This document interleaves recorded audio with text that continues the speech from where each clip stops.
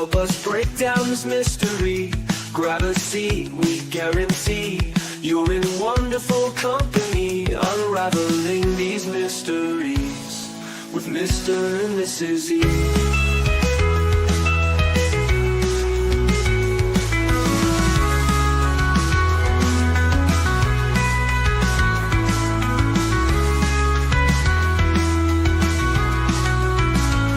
Mr. and Mrs. E.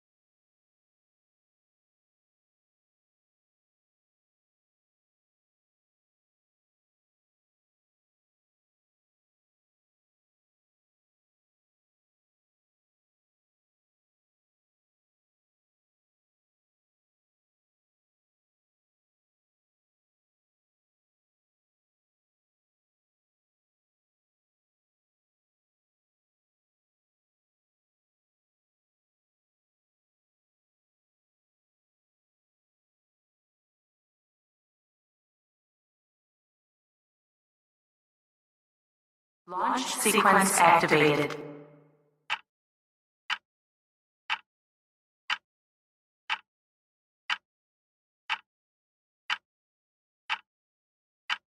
Prepare for light speed.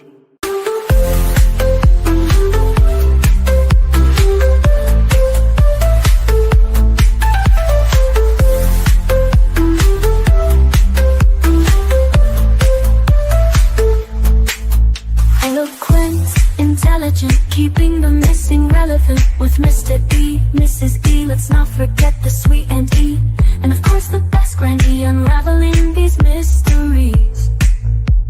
Stay a while and share your thoughts. Help us break down this mystery. Grab a seat, we guarantee you're in wonderful company, unraveling these mysteries with Mr. and Mrs. E.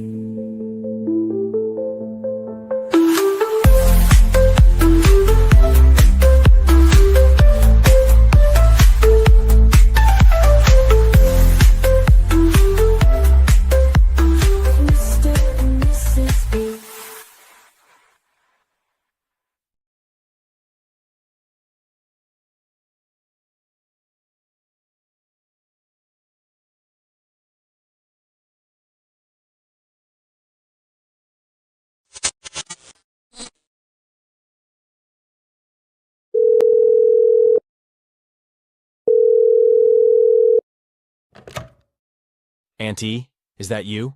Yes. Bring in the crime dogs. It's time.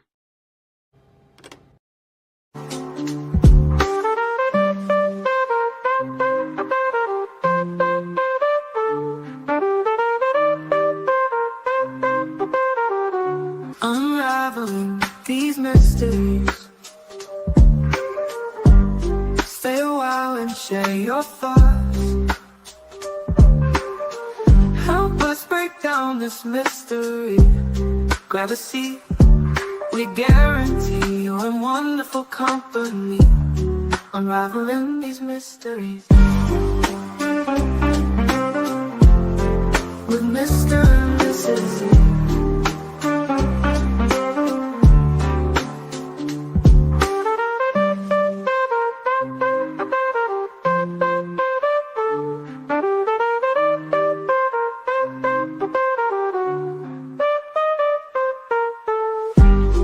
Unraveling these mysteries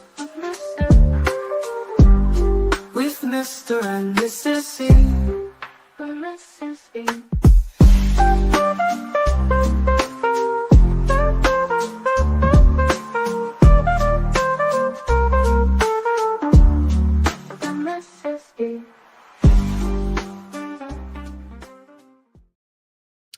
Welcome to the Mr. E Crimecast, everyone. I am Mr. E. I sound kind of weird, don't I? Yeah, your microphone sounds weird. Yeah, it doesn't sound weird on my end. Yeah, no, it definitely is for me. But I'd like to welcome everybody here anyway until we get the sound figured out. Mrs. E, of course, is joining me to my right, and we have our guest, Aunt E. Thank you for being here, Aunt E. You got a busy weekend, so I know this was one of the few nights you could do with us, and then we're pretty busy next I'm week. on location dog sitting. Are you tonight? Yes, I'm with my son's dogs. What do you think, Mrs. E? The sound here? What do you think of this? It just sounds. I don't know. Ask everybody in chat. You sound fine on my end. You sound completely fine. We were having some sound trouble earlier testing for some reason one of the videos we're going to play. It was acting weird, and so we were messing with that. So maybe that's why it's a little different, but it's probably okay. Tree says we sound great. Tin canish. Yeah, that's what I think too. Yeah, I don't know. On my end, it sounds exactly the same. I mean, Middley was messing with all of those knobs earlier to try to fix the sound thing. I can mute it and call him down and let him mess with it over here. Yeah. Okay. Well, while you're gonna. While you do that, I'll just welcome everybody like you in. Broke it. It sounds like you broke it. Yeah, it sounds all crackly.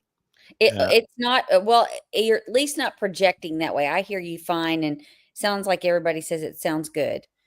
But somebody wanted to know if that was your perp walk at the end. That's Rogue, who actually is 7 months a member. I saw that at the top earlier too. So thank you for being a member, Rogue. And we really appreciate you. Yeah, we can watch the video, the intro as we're kind of waiting and talking. Oh, and Auntie, you're gonna have to talk to chat for a minute. Hold on. Sure. Hold on. I'm glad it sounds good, Detective Mom. It sounds like I said, I'm of course in another location, but it sounds completely normal to me. So if it doesn't sound good to you, as long as you can hear, I think you're good to go. Let's see. Let's welcome some people in. Hello, Sharon Marlowe. Hello, Opinionated. Moonflower and Medicine Man. Alicia Hot Wheels. We've got several people with us. Kai, Tai Bay Lux, Get Lockered, which is Nan, Trees, Detective Mom. We've got a lot of people with us tonight. Some of our regulars and some people that haven't joined us for a while. Sunset Gazing, Brandy Dandy, Wannabe Sleuthin' Something. So glad to see you. Bliss Blessings, hello. Awesome. Marlena, thank you for joining us tonight. Luckily, where I live, we didn't have any storms yesterday, but I know a lot of the places around where we used to live had some really bad storms. So I hope that everyone fared okay. I know Kentucky got hit pretty hard around the eastern Kentucky area, around London and Corbin. They had several deaths and some really bad tornadoes and bad storms around Nashville and that area as well, but I don't think they were nearly as bad as they were a little farther north. Alicia and Rogue, yep, I'm glad you both could join us so that we've got both of you in chat tonight. Hello, Victoria. So good to see you. Michelle Scott, hello. Show Poodles, hello. I guess they're just going to leave me all by myself. Detective Mom. Hi, Diane. Hi. Mr. E has another job, of course, and that's probably what he's taking care of because he does get calls at weird hours with his job. So that's probably what he's taking care of at this time. Yes, Indiana did have some tornadoes as well. I know they went through Indiana, Kentucky, Eastern Kentucky was really bad. I even think I'm not sure if Tennessee, like that Knoxville area, if they got hit at all. St. Louis, I heard St. Louis got hit pretty bad. Just lots of bad storms. I'll be glad when storms are over for a while. Where I live, it was like 95 today. So it was nice and warm and the humidity was pretty low. So I was happy that we didn't have any bad weather where I live. Yes, it's been really bad in Eastern Kentucky. So if you have time to send out some prayers, I know there were several deaths in that London, Corbin, Kentucky area. So please pray for them. We want to make sure that they're getting the resources that they need and the prayers that they need right now. Sorry, guys. Can you? I can't hear myself at all. Can you hear me? Yes, you're fine. I can't hear Okay. myself now. Can you hear me? Yep. Oh, well, it sounds better to me. You sound completely fine, both of you. Okay. All right. That's so weird. I know. The sound stuff is early on when we did this. It took us several live streams to get the sound right. It was always so tough. Rogue, I had not heard about a big explosion in California. Is that the I fertility clinic? heard in Jacksonville, Florida, there was a huge explosion at the airport yesterday, or I think it was yesterday, and a car like exploded, and 50 other cars at the airport caught on fire. So that was a big deal in Jacksonville. There's a fertility clinic that exploded. Yes, I did hear about that. If that's I don't what remember you're which talking state that about. is. I don't know which state. Detective Mom said she's just outside of Knoxville, and they had to shelter alert last night. Yes, I know those storms that went through London, Corbin. I figured they went that direction toward Knoxville, so they were super bad. Yeah, it got really hairy around here. I mean, the wind came in like mad, and we were like, oh, because we always sit on our back porch, and so we had to kind of run in, and it was pretty, but no tornadoes here. That's good. It felt like, man, it had the potential for sure. Hi, Real Me Too. Did you say thank you to Alicia Hot Wheels? I did not say thank you to her, but I was talking to other people, but I didn't see her thing come up yet. But thank you, Alicia. We do appreciate it. Yes. 7 months. So you're right there with Rogue, hopped on at the same time. Yeah, so lots of folks kind of coming in. Bliss Blessings and Taibei Lux. Want to be sleuthing something. So yeah, lots of our favorite folks Opal are joining us Sis. tonight. We weren't sure how a Saturday night would go. We don't do those very often. But good to see everybody here. Oh wow, lots of people are here. Hello, friends. Little Red, nice to see you. Did we say hi to Taibei? Yes. Yes. Okay. I said hi All to right. just about everybody in chat. Awesome. Well, welcome in. Welcome in. Welcome in. I'm still getting over my cough, so You sound we'll better. see. Yeah, I am a little bit. It's just taken forever to get better. It's been a busy few days. Real Me Too said this was a surprise. She was on Justin's. Yes, we just kind of decided last minute. I'm kind of tied up all day tomorrow, and so we decided to go ahead and hit it tonight. Oh, Deanna, member for 5 months, one of the OGs. Well, we appreciate you. We appreciate you so much. We actually realized on our last live stream that we had been going for 1 year. We did not realize. Yes, it. we had To our the date. Yeah, we're doing 2 live streams in 1 week. That's crazy. That's really nutty. We're for getting us, wild. within 7 days. Yes. So. Yes. And we're going to be doing one later this week on the 22nd. 22nd. At 1 p.m. during the day, because we are going to be here for the Megan Boswell sentencing. Yeah, I'm not sure I'll make it to that one. Hi, I little have Miss Sharon. A little bit tied up that day. Okay. Well, we'll come in a little early just to kind of recap what happened with Megan a little bit. And then, the sentencing should be interesting. It could be, there's a lot of leeway the judge will have there. But yes, thank you very much, Taibei. And so I kind of want to get right into it tonight, if that's okay. You sound so weird to me. I'm sorry. I don't know. He sounds completely fine on this end, so don't worry. Okay. Well, yeah, Taibei says Boswell trial crew. Yeah, right. So do you think we'll have a sidebar? I don't know, but we keep talking about doing some of these trials this summer. I think we're looking for sure at Coburger, but that's later in the summer. We may do one of these others. There's so many that's going on. Sorry if my computer's moving. What? The crazy cat that I had to scream at. He's knocking at the computer table, and so it's rocking back and forth. So if I scream out stop, you'll know why. Oh, so yeah, that's where you were when that happened. Yes, I forgot. Yes. Yeah. So Real Me Too was with us, and she believes the judge is going to give her a chance at parole. Ooh. Ooh. Oh no. I think, what is she looking at? I think it was 54 years or something like that. Yeah. I'm all right with that. I don't really want her to get parole. I think what she did is so horrific that I'd rather the 54 years stand And without the parole. did you but guys all see that Ethan got, what was it, a DUI? who? Oh, I sent Ethan that to you. Perry? Not Yeah. Ethan Perry. No, that's not who it Um, is. Oh, the boyfriend. The boyfriend, Hunter. Um, Hunter. Yes. Hunter got a DUI. Was that what it was? I thought there was other charges. Or maybe I'm crazy. I might be losing my mind. So if you don't know what we're talking about, Ty Bay Lux was I'm with us, of looking it course, and Hunter, who looked like might be a key witness in that case, and may even going into it, we thought Hunter might have had a role in the death of the little girl. But once the trial started, it turned out he was in a mental institution, and so he avoided any kind of court proceedings, and now conveniently he's out. Well, this is if you are a unusual. conspiracy theorist at all, you would think that timing was A little. a little suspicious, because he went in what two or 3 months before the trial. Yeah, now and it he's out says he couple was months after. incarcerated for DUI, aggravated assault, resisting arrest, compliance with financial responsibilities law, and violating the duty to exercise due care as a driver. And the crimes allegedly occurred April 1st, 2021.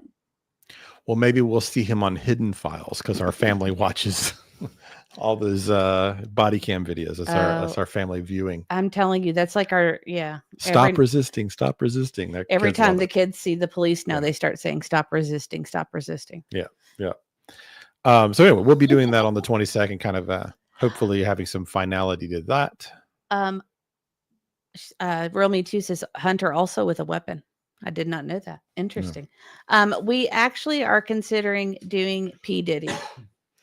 Yeah. And I would really like to know what you guys think about that.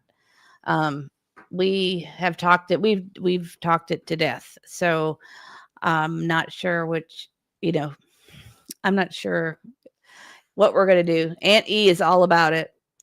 Well, I don't know how we should handle it, though, because a lot of this stuff is going to be graphic in nature. Mhm. And I don't know if we should just do it as a Rumble only, or if we should just try to attempt it on YouTube as well.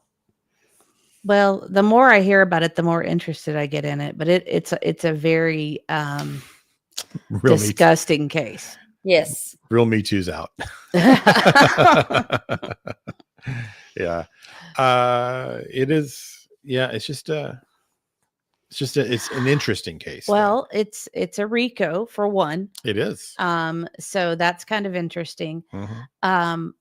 And I think it's going to lead to other arrests, I think. Yeah. So I feel like there's going to be a lot of people we know involved. Yeah. I feel like it should lead to other arrests. Let's hope that all those people that were part of all the stuff he was doing. We may do a slightly more sanitized version.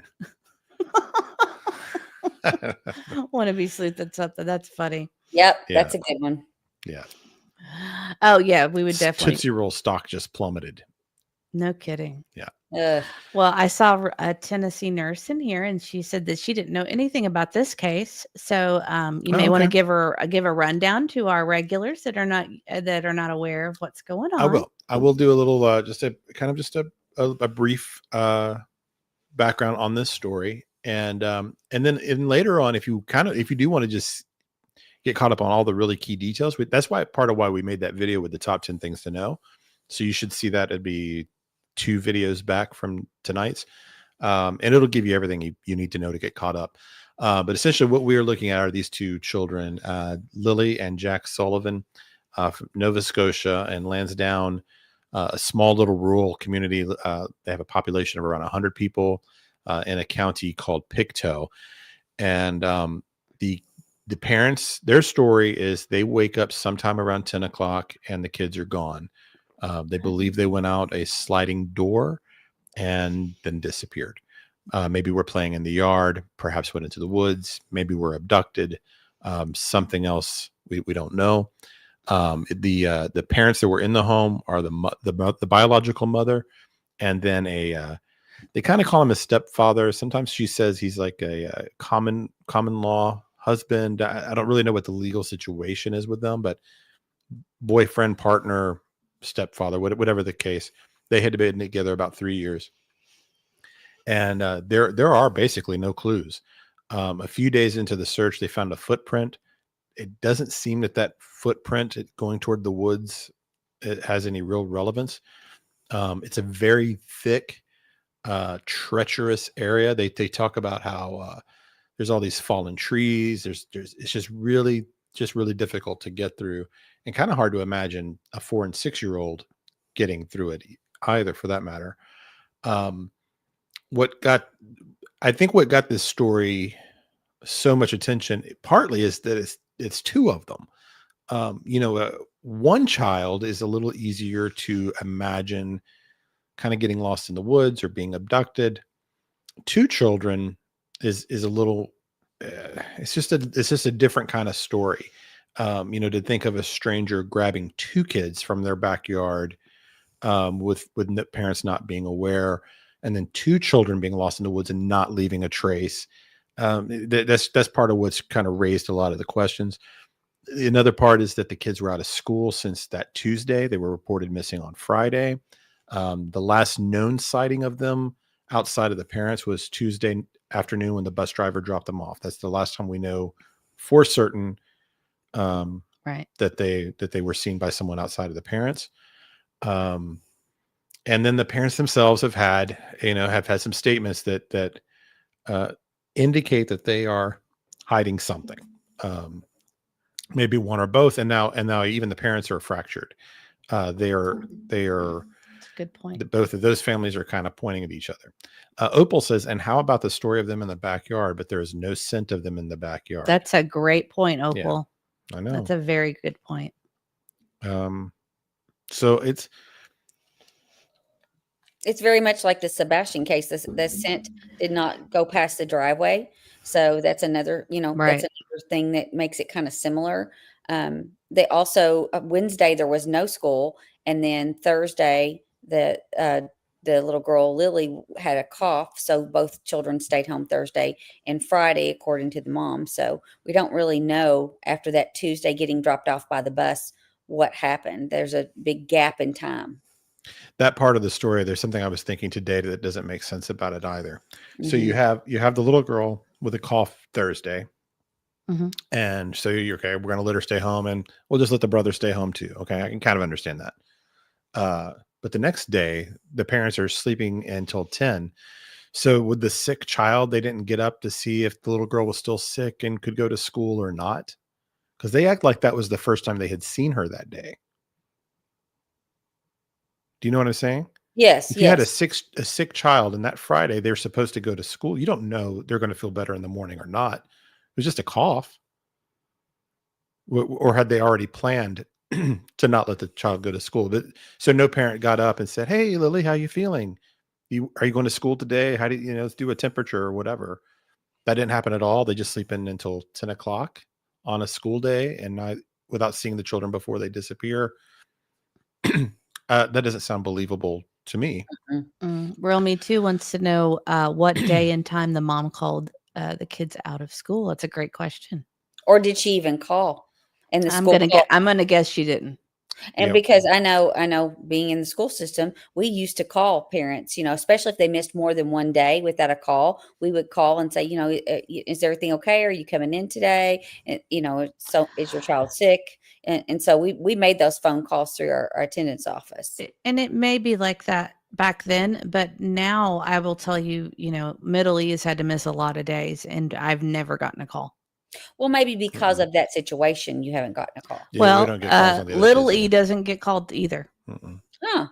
Yeah. Well, but I know, and we also don't know what it's like in Canada and Nova Scotia. It's a very That's true. rural area where they live. They may not have the same procedures. In our district, after that second day of missing, we called on the second day if we didn't get a call on the first day. Well, welcome in, Bree. Welcome to our channel, and we've had a lot of folks from Canada join because we started covering this case just recently ourselves. It's great to have the insight. It I is. wanted to Rogue had a question for you. Rogue says, this is just to what I said, Mr. E. Why both? That would be more of a risky situation. And if so, in my opinion, if it was a kidnapping, big if, then it was a close friend or relative. I would definitely agree with that. I think the stranger is very, very unlikely because you'd have to come up that dirt road. You'd have to kind of know the kids were there. Yeah, Right. it wasn't on a can't main Like you road. said, it would have to be a crime of opportunity, Mhm. Yeah. right? Yeah. So, And and you know, grabbing two kids is different than one. and as far as I know, they haven't put out any alerts for parents to be wary of people abducting children in the Like area. Amber Alerts, right?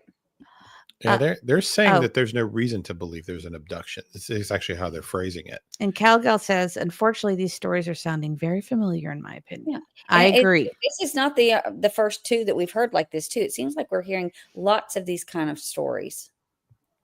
Yeah, this will remind you of several missing kid stories in different ways, and not in a good way. Valley Boy says, did any of the party goers even see the children at the party Thursday night?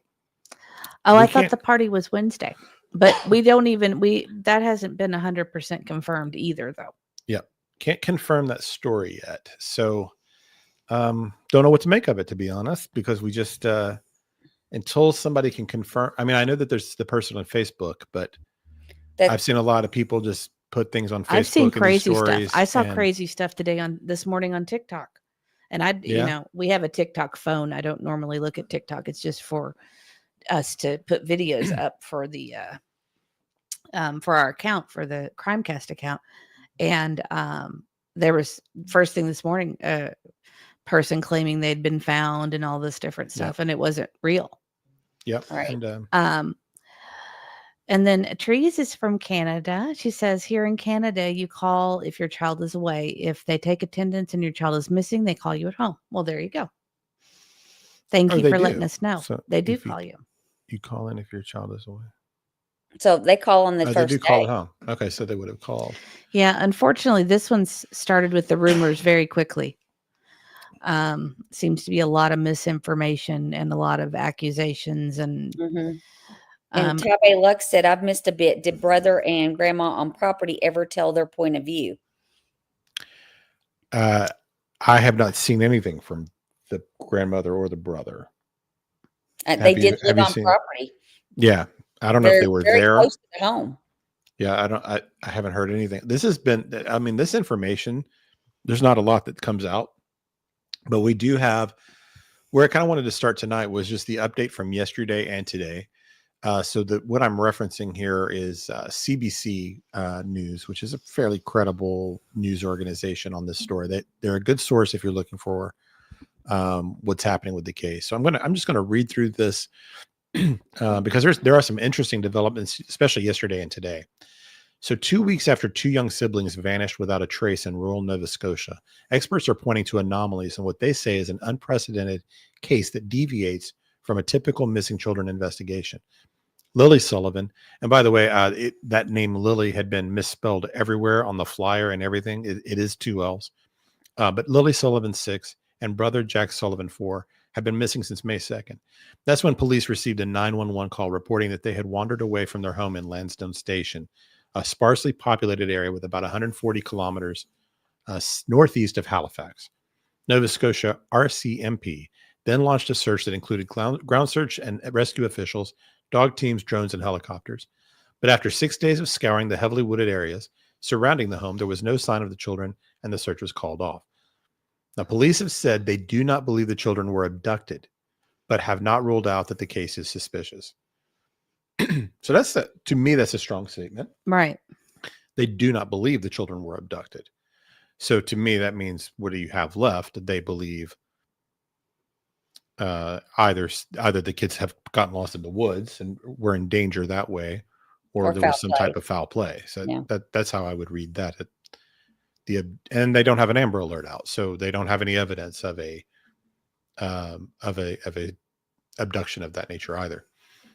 Michelle Yanis, I don't know how you pronounce that name, an associate professor in the criminal justice department at the University of Louisiana at Lafayette, said the facts of the case and apparent lack of evidence makes it an anomaly.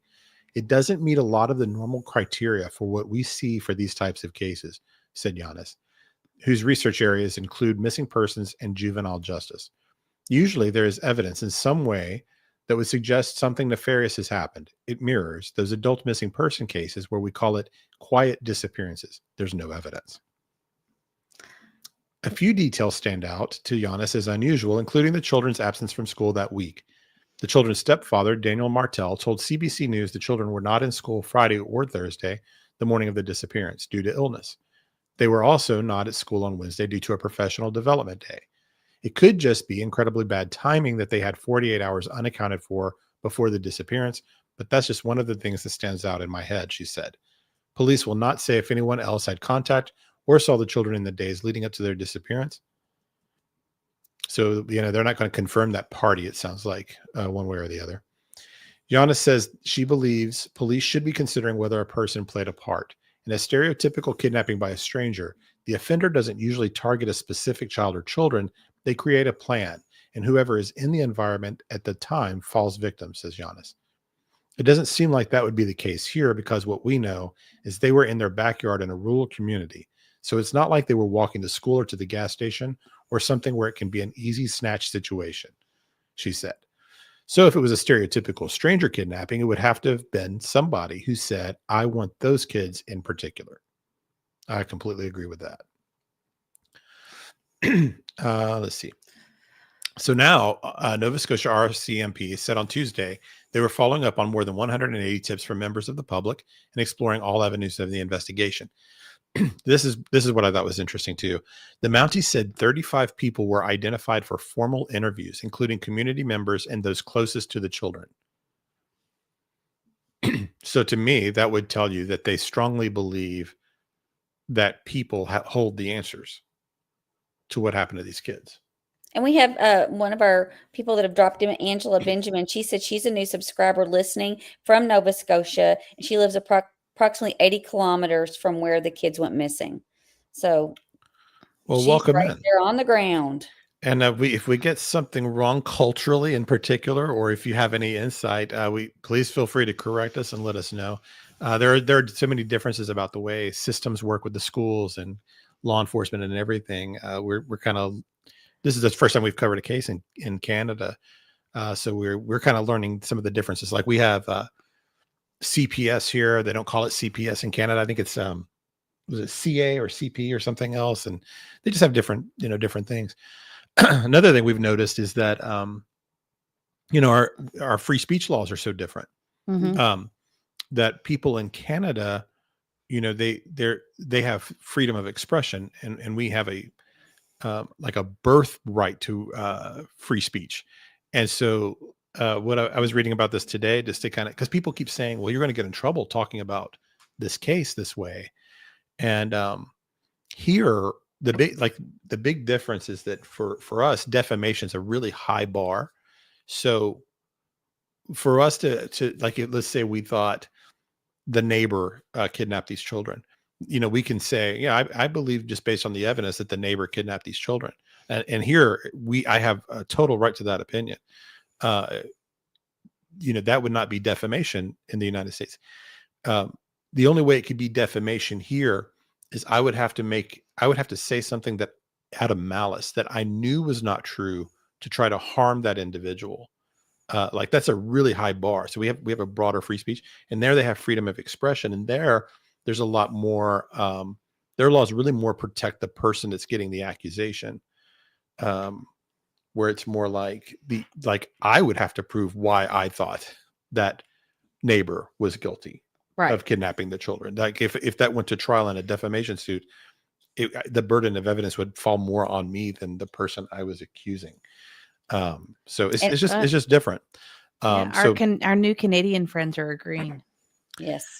Yeah. So there's a lot more censorship in Canada. So I think if you're going to see different kind of coverage on the case based on where the podcasts are coming from. I think for that reason.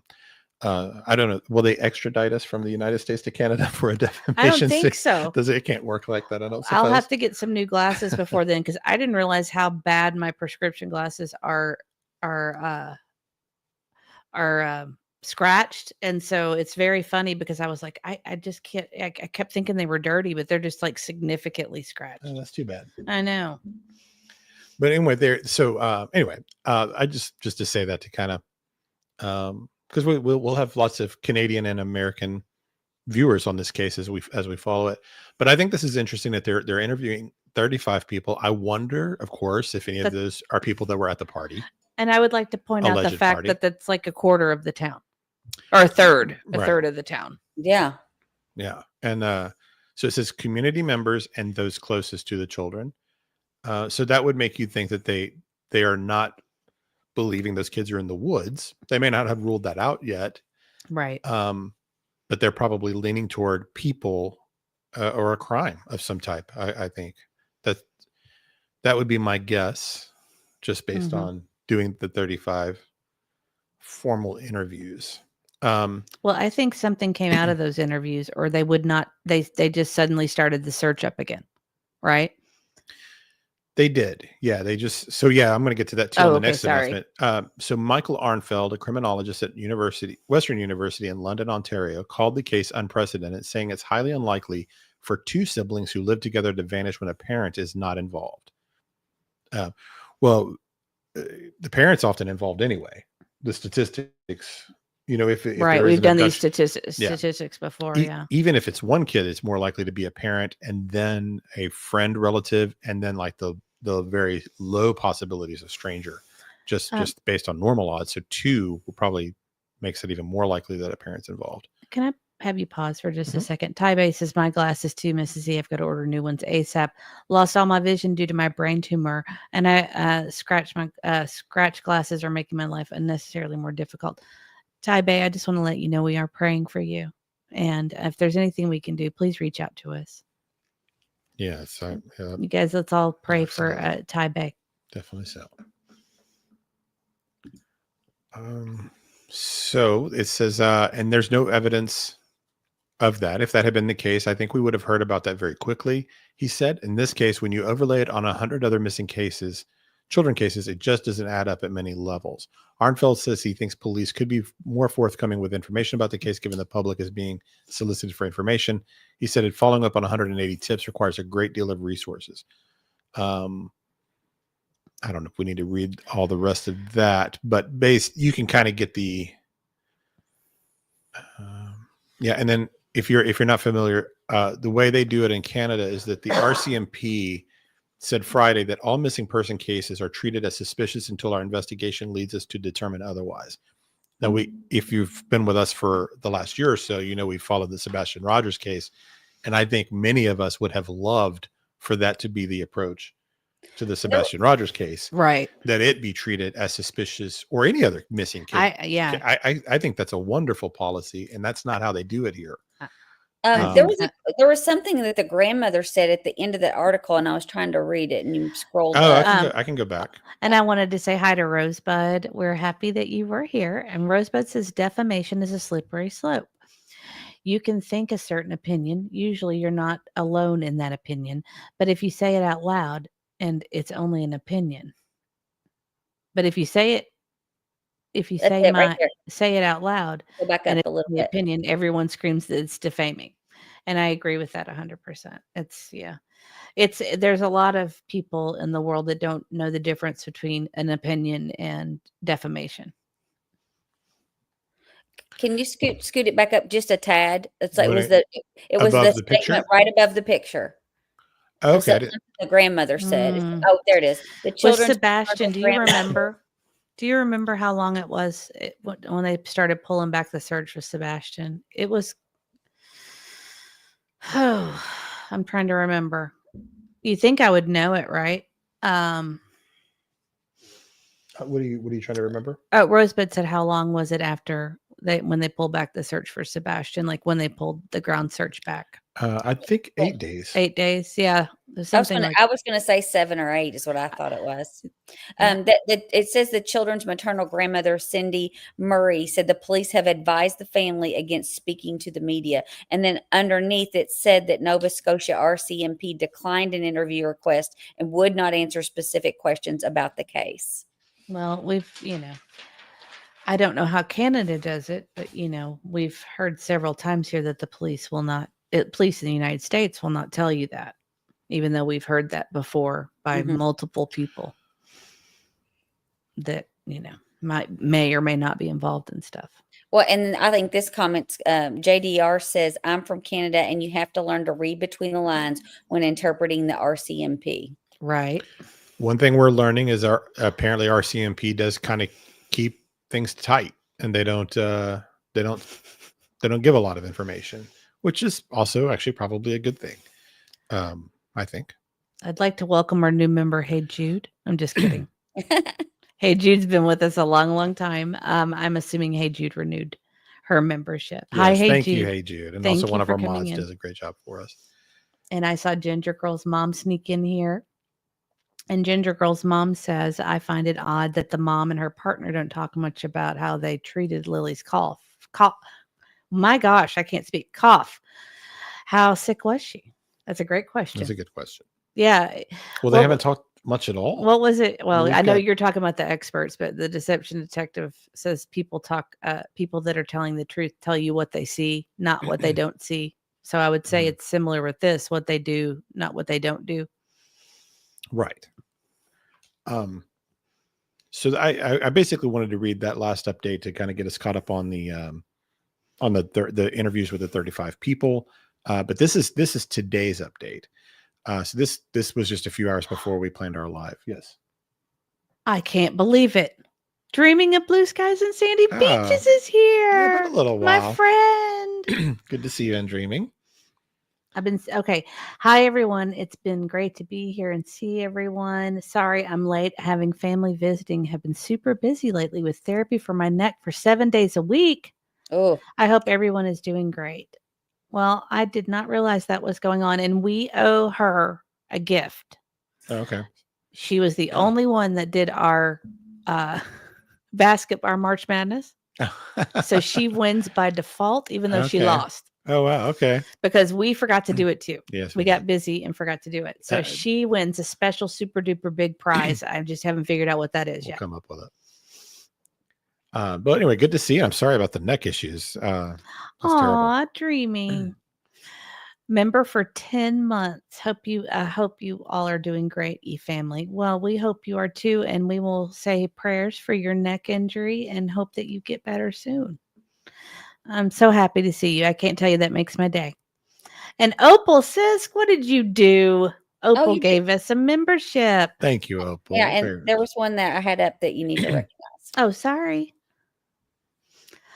I got time today. Member for 6 months. Thank you so much. Yes, I get so happy when you guys are live. Love you guys. Well, we love being here with you guys. Well, Tree's got the membership. Oh my goodness. And I think Tree's just joined us last time. I think you're new to I think we talked a little bit. I believe you were from Canada. Is that right?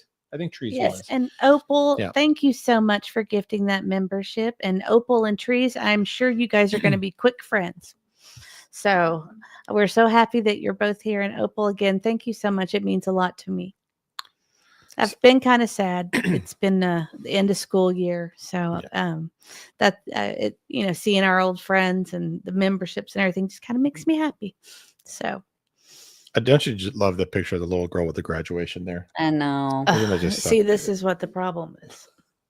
I know. She's precious, though. That face. The stepdad of 2 missing kids in rural Pictou County, Nova Scotia, says he hopes the ground search and rescue operation that resumes Saturday will bring Lilly and Jack Sullivan back home. So Daniel's still talking to the press. I don't think any of this, to my knowledge, has been on camera. So we're, that's been the case on some of these quotes, that they're not all on video. A lot of these are just in newspapers. But anyway, he continues. I'm really hopeful that they find something, said Daniel Martel. I'm grateful for each and every one of them that take the time out here to go through black flies and go through these forests are absolutely so dense. The siblings went missing from their home in Lansdowne Station on May 2nd. On May 7th, after an extensive effort to find the kids, RCMP announced they would be scaling back the search. So they did that 6 days in. I wanted to say hi to Ivy League flight nurse. Thank you so much for coming in. And I also, Rosebud had a question and we missed it. Okay. She said, did you see my question? How long after they pulled back searching for Sebastian, did they go back in? Because they did go back in. They did. I don't know that part. We'd have to look know. back at our timeline. Yeah. Let me see if I'll look on the timeline. I can't think of it offhand. Real Me Too may know. Where's Mohawk Mom when you need her? I just remember him making that announcement where he said they were moving to an investigative phase, was how they said it. Mm-hmm. Let me look. It was a little after they stopped the search. Let me check. I've got it on the timeline, I'm sure. So I'm going to continue here. Ground search crews departed the community a day after the RCMP announcement. More than 100 people from 5 different search and rescue teams were at work on Saturday. So they renewed the search this weekend. I don't know if that was clear the way the article stated that, but they've got 100 people back out there again. So Daniel says, I'm just hoping for something positive, a positive outcome that's bringing the kids home. Martel said, that's the main goal here. The main goal is just to find the truth. Martel said rampant online speculation has been difficult for his family to deal with for the past 2 weeks. It's hard on everyone. It's hard on me. It's hard on Malia, the children's mother. It's hard on the families, he said. I mean, it's been hard on the search and rescue guys because they don't want to feel like they're failing us for not finding anything. Since the kids went missing, Martel has said he asked police to give him a polygraph test to clear up speculation. Despite this, Martel said his family and community have been a constant source of support and hope. Amy Hansen, one of the search managers, said the search resumed this weekend so the teams could come back in with fresh people and cover more areas because we haven't resolved the situation yet. We just want to find these children and bring them home, said Hansen. The searchers will be expanding into areas that haven't been searched. They will also be looking more deeply into areas already covered, including where children tend to go when missing in wooded areas. Multiple drones in the air from different agencies are being used to help with the search. Hansen said previous search efforts were suspended because of exhaustion, stress, and injuries, consisting of bad falls, sprained ankles, and twisted knees, but they are now prepared to search for the weekend. Everybody's rested, refreshed, and ready to go, said Hansen. They're still going to push themselves to the point where they can't anymore, but they're troopers.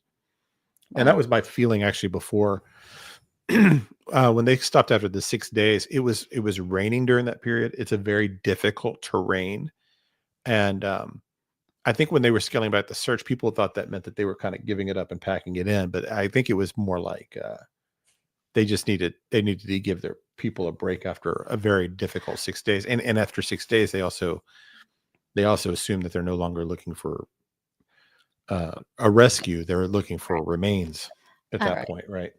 And I have an answer. It looks like they went back in it looks like they stopped around March 4th and went back in around April 4th, and then went back again and did another search in June.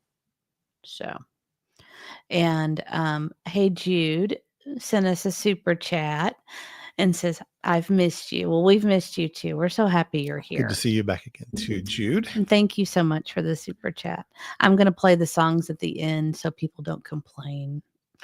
So, and this is one of those. I've got so much that I want to get to tonight. I'm going to be like, he's going to keep us up all night, guys. I've got like all these tabs open and ready to go. He's been working all day on this. Yeah. So, Big Dreams, Tiny Budget says there is that AI voice again. Mr. E, for those of you that weren't here last time, Mr. E got accused of being an AI voice. So it's me. I'm the guy that does all the AI voices, I guess. Yes, see, Taylor, I did. Someone did correct me on how to spell Lily's name. I had initially gone by the missing flyer, and it was spelled incorrectly, apparently. So now I've tried to change it. I need to go back and fix our other thumbnail. I didn't even think about it till you just said that. So I did correct it in this one. Well, yeah, I mean the flyer had it wrong in one of the news stations. CTV had it wrong, right? So that's why everybody's had so much trouble with it. I feel very NPR tonight. Yeah, well, very low key. When someone mentioned it, I went back and looked, and all the news sources had it spelled with one L initially. So I think they all have just started going back and correcting it. Right. Even the hashtags, like how YouTube, when you put the descriptions and things up, the hashtags, it'll show you what's valid and what's not valid. And the 1L is valid, but the 2 L's isn't. So, Ty Bay, thank you so much. You guys, it means the world to me. Ty Bay's been a member for 3 months, and Ty Bay says, love the E family. We appreciate you, Orange Hearts. Well, we appreciate you too. We, like I said, we just love all the friends that we've made here, and especially all of our diehard Megan Boswell friends that hung out with us for 8 days straight. Just kidding. No, we love all of you guys, but we just I know it's just nice to see you all. Mr. E's voice is better than AI. Not tonight. I've got this cough. I apologize. I keep trying. Just this weird kind of tickle in the back of my throat. I cannot quite get it. And TN nurses, control. I think March 4th is when they changed to more an investigative search. Then they went back on the ground and searched again. Yes, you're right. And then GTO guys right. here. Woohoo! And that'd be about 8 days. Yeah. SS Shauna Butterfly Kisses says, sorry I'm late. Hello. Well, I'm just happy you guys are here. You know how we are. We're wild. We're the what do you call it when you last minute everything? Fly by the seat of your pants. Like the blue light special. Oh, right. That's what it was. We're the blue light special of YouTube. You just never know when we're going to go live, except for this next week on Thursday for the sentencing of Megan Boswell. I'll really enjoy that day. 5 days notice on a live. I mean, that's crazy for us. But this one's special. Yes, we want to see that one through. And then we're headed to the beach, and I'm trying to talk Mr. E into letting us live stream the whole drive, but he said no. Yeah, I just don't know how interesting that would be. Well, the kids would definitely cause a hiccup in that, I think. Yeah, potentially. And the dogs. Oh, and the dogs. Yeah. And then it's a handful. It is. It's a handful. And the bathroom stops. It's not like it used to be. We used to go 1 mile. I remember one time we were driving to Disney, and we literally made it 1 mile from the house before someone had to stop. We were one exit away from the airport, and we got on the road, and we got to the airport exit, and someone had to stop. Yeah. So. Well, I'll tell you. I just want to tell you what our plan was for tonight. Unless you got that's a lot of tabs. I know. That's what I'm Are trying we going to be here till midnight? Well, I've already done a couple. Okay. Well, some of these are just like 1 minute little snippets because I'm not playing. I'll just say my plan for tonight, what I wanted to do was just kind of take this case, take the parent statements. We'll go through those and then kind of see what the professionals, the statement analysis, the criminal profilers, the detectives out there, people that know what they're doing, people that that we can learn from, credentialed. Yeah, people that have had life experience and different knowledge about this situation and see what they think of this case. I think one of the reasons I think people have gotten so interested in this is that it's really a lot of possibilities. It is. Like, would anybody be shocked if those kids did get lost in the woods, or if they were abducted by a stranger or someone that knew them, or if there was some kind of accident in the home and a cover up or some type of foul play? I mean, like anything could be. That could go in a lot of different directions. Yeah. I mean, I kind of have things I think are more likely than others, but it truly is a mystery right now as to what happened to these kids. I don't think, I definitely don't have a firm idea of what happened here. And hey, I think he's got that in there. Hey, Jude, right? The Pat Brown. Yes. Yeah. Pat Brown did a great job on it. And I've got a little excerpt from her. So we're going to kind of hop around the internet a bit with just different articles and just some clips of people kind of reacting to what they see with the parents and the case. And Jersey Junebug, hope you're faring well with all the storms over the past few days. We've been very lucky. It was very windy, but that's about it. It was really windy. It was scary windy, but we didn't have any tornadoes or anything like that. Yeah. So no, we were good with that part, and no leaks in the roof this time. We actually had a really good day because we had somebody knock on the door and ask if they could do our landscaping. And I said, absolutely. Yeah. And it looks better, Aunt E. It looks better than it probably as good as it did when we first. Probably better. It actually looks better than when we moved in. They knocked on your door? I had talked to this guy like a week ago and got his phone number, and because the weeds were there's. We have a lot of landscaping. The weeds were so hard to pull, and they were just it was a mess. Our landscaping was a mess. And then last year we And got covered in ticks when we did it. I Just covered head to toe. we worked on Ugh. it. I worked on it yesterday. Well, we or worked on day it before. together a couple days ago. Yeah, and it still needed work, and so he came out and gave us a reasonable price, and And I was like, woohoo. I You had would be forgotten. so I had excited. forgotten. I talked to Remind him. me and I'll FaceTime you tomorrow and show you. Oh yeah, I want to see it. But I had sent you one too that I saw in your area.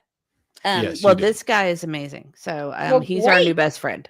So, Great. That's wonderful news. mhm. If So, you guys only saw how bad the landscaping had gotten, it was just so grown up. And your all stuff grew like when they put it in like the next year, it was like enormous. It wasn't like they were little bushes Yeah, that took years and years to grow. yes. They were like whoosh. very fast growing, Mm-hmm. massive, but I hate it. I'd like to pull it all and just have grass, but I said concrete. Yeah, I would be just- fine with the yeah, concrete. just concrete. I like rock on the around the bushes. But Don't get it's- me started with that's been a fight for about 10 years because you know how I feel. He's afraid he's going to run a rock over when he's mowing, and I'm all about the rocks. They'll like get the- all over the yard and all that stuff. I Well, know it keeps bugs away from the house though and stuff. But Well- remind me and I'll FaceTime Okay. you tomorrow. I'd But love to anyway, see- sorry, I didn't mean to get off topic. It's okay. And GTO guy, yes, they do leave business cards indoors here. Yes. And yes, C. Taylor says, and there's been so much rain. Oh There yeah, really has. it's like you can't get anything done outside because it rains every other day. Right. That was part of the problem. And it just kept getting like worse.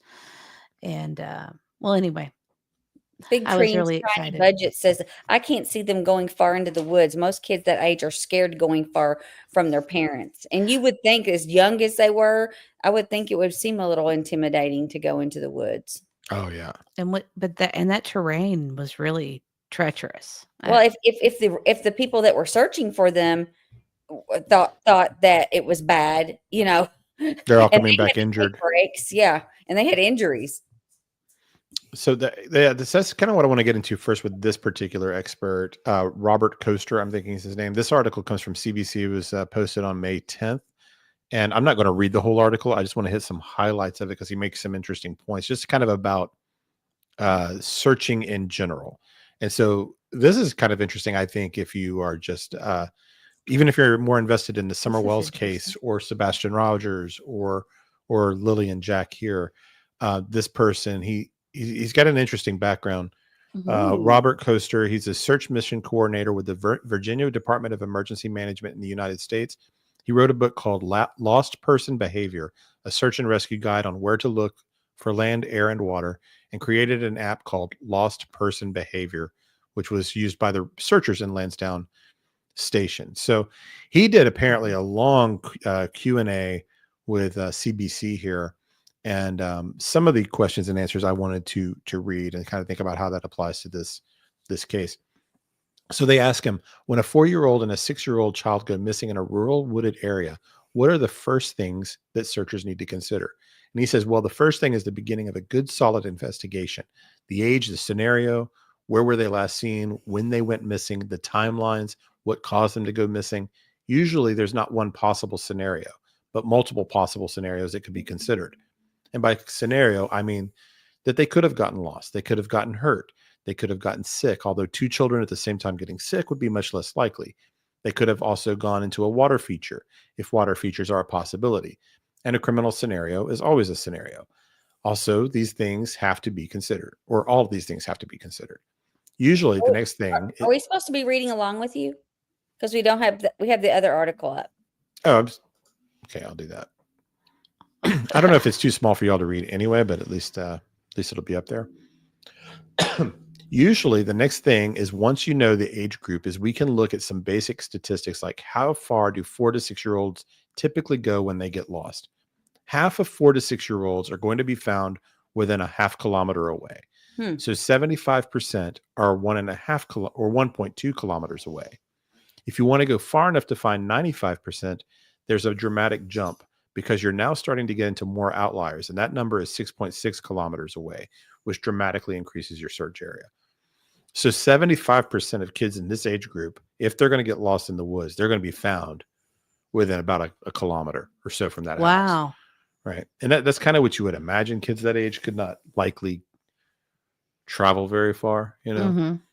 unless they walked down to that main road and started hiking that direction for some reason. But anyway, I think that's interesting here. Oh, Matt is from Canada. As a kid growing up here in Canada, we spent a lot of time in the woods, and we uh, could definitely get places adult searchers could never get. I believe that. I believe that. He does actually talk about that a little bit. How searching for children. I don't know if I'm going to read that part or not, but he does talk about how kids can, especially little ones like that. You might, like a searcher going through the woods, might walk past some overgrowth, thinking, "Oh, there's no way anybody's going to be under that." But a child that's 3 feet tall might kind of Oh, crouch down and get in a little space that you think you might overlook. You know, also, Lisa Opinion says, just so you know, here in Canada, when you have one child who's sick, they ask you to keep all kids home right now. There's a whooping cough outbreak. Um, Letters have been sent home.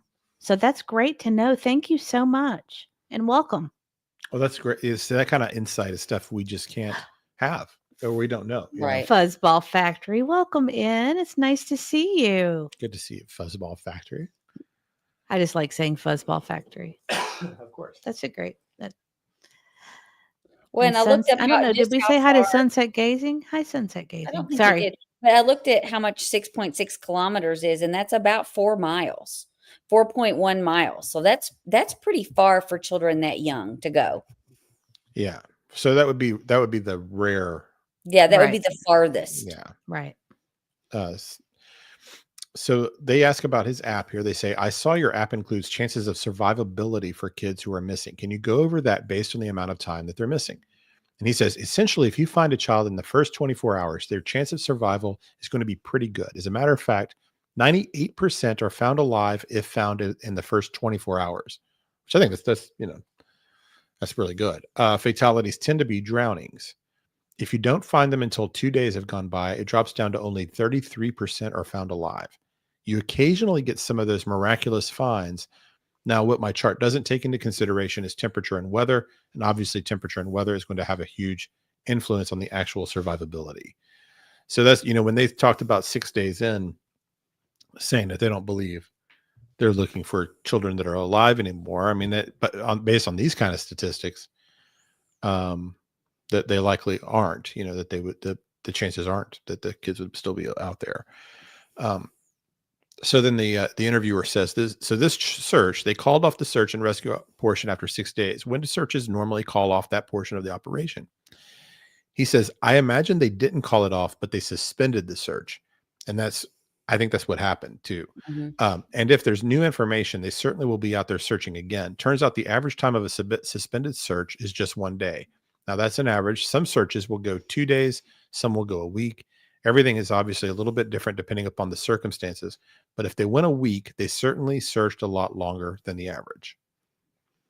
So, like Sebastian Rogers having an 8-day search before That a was suspension, that's unheard of. Yeah. that would be on the longer end of the typical search, according to Coaster here.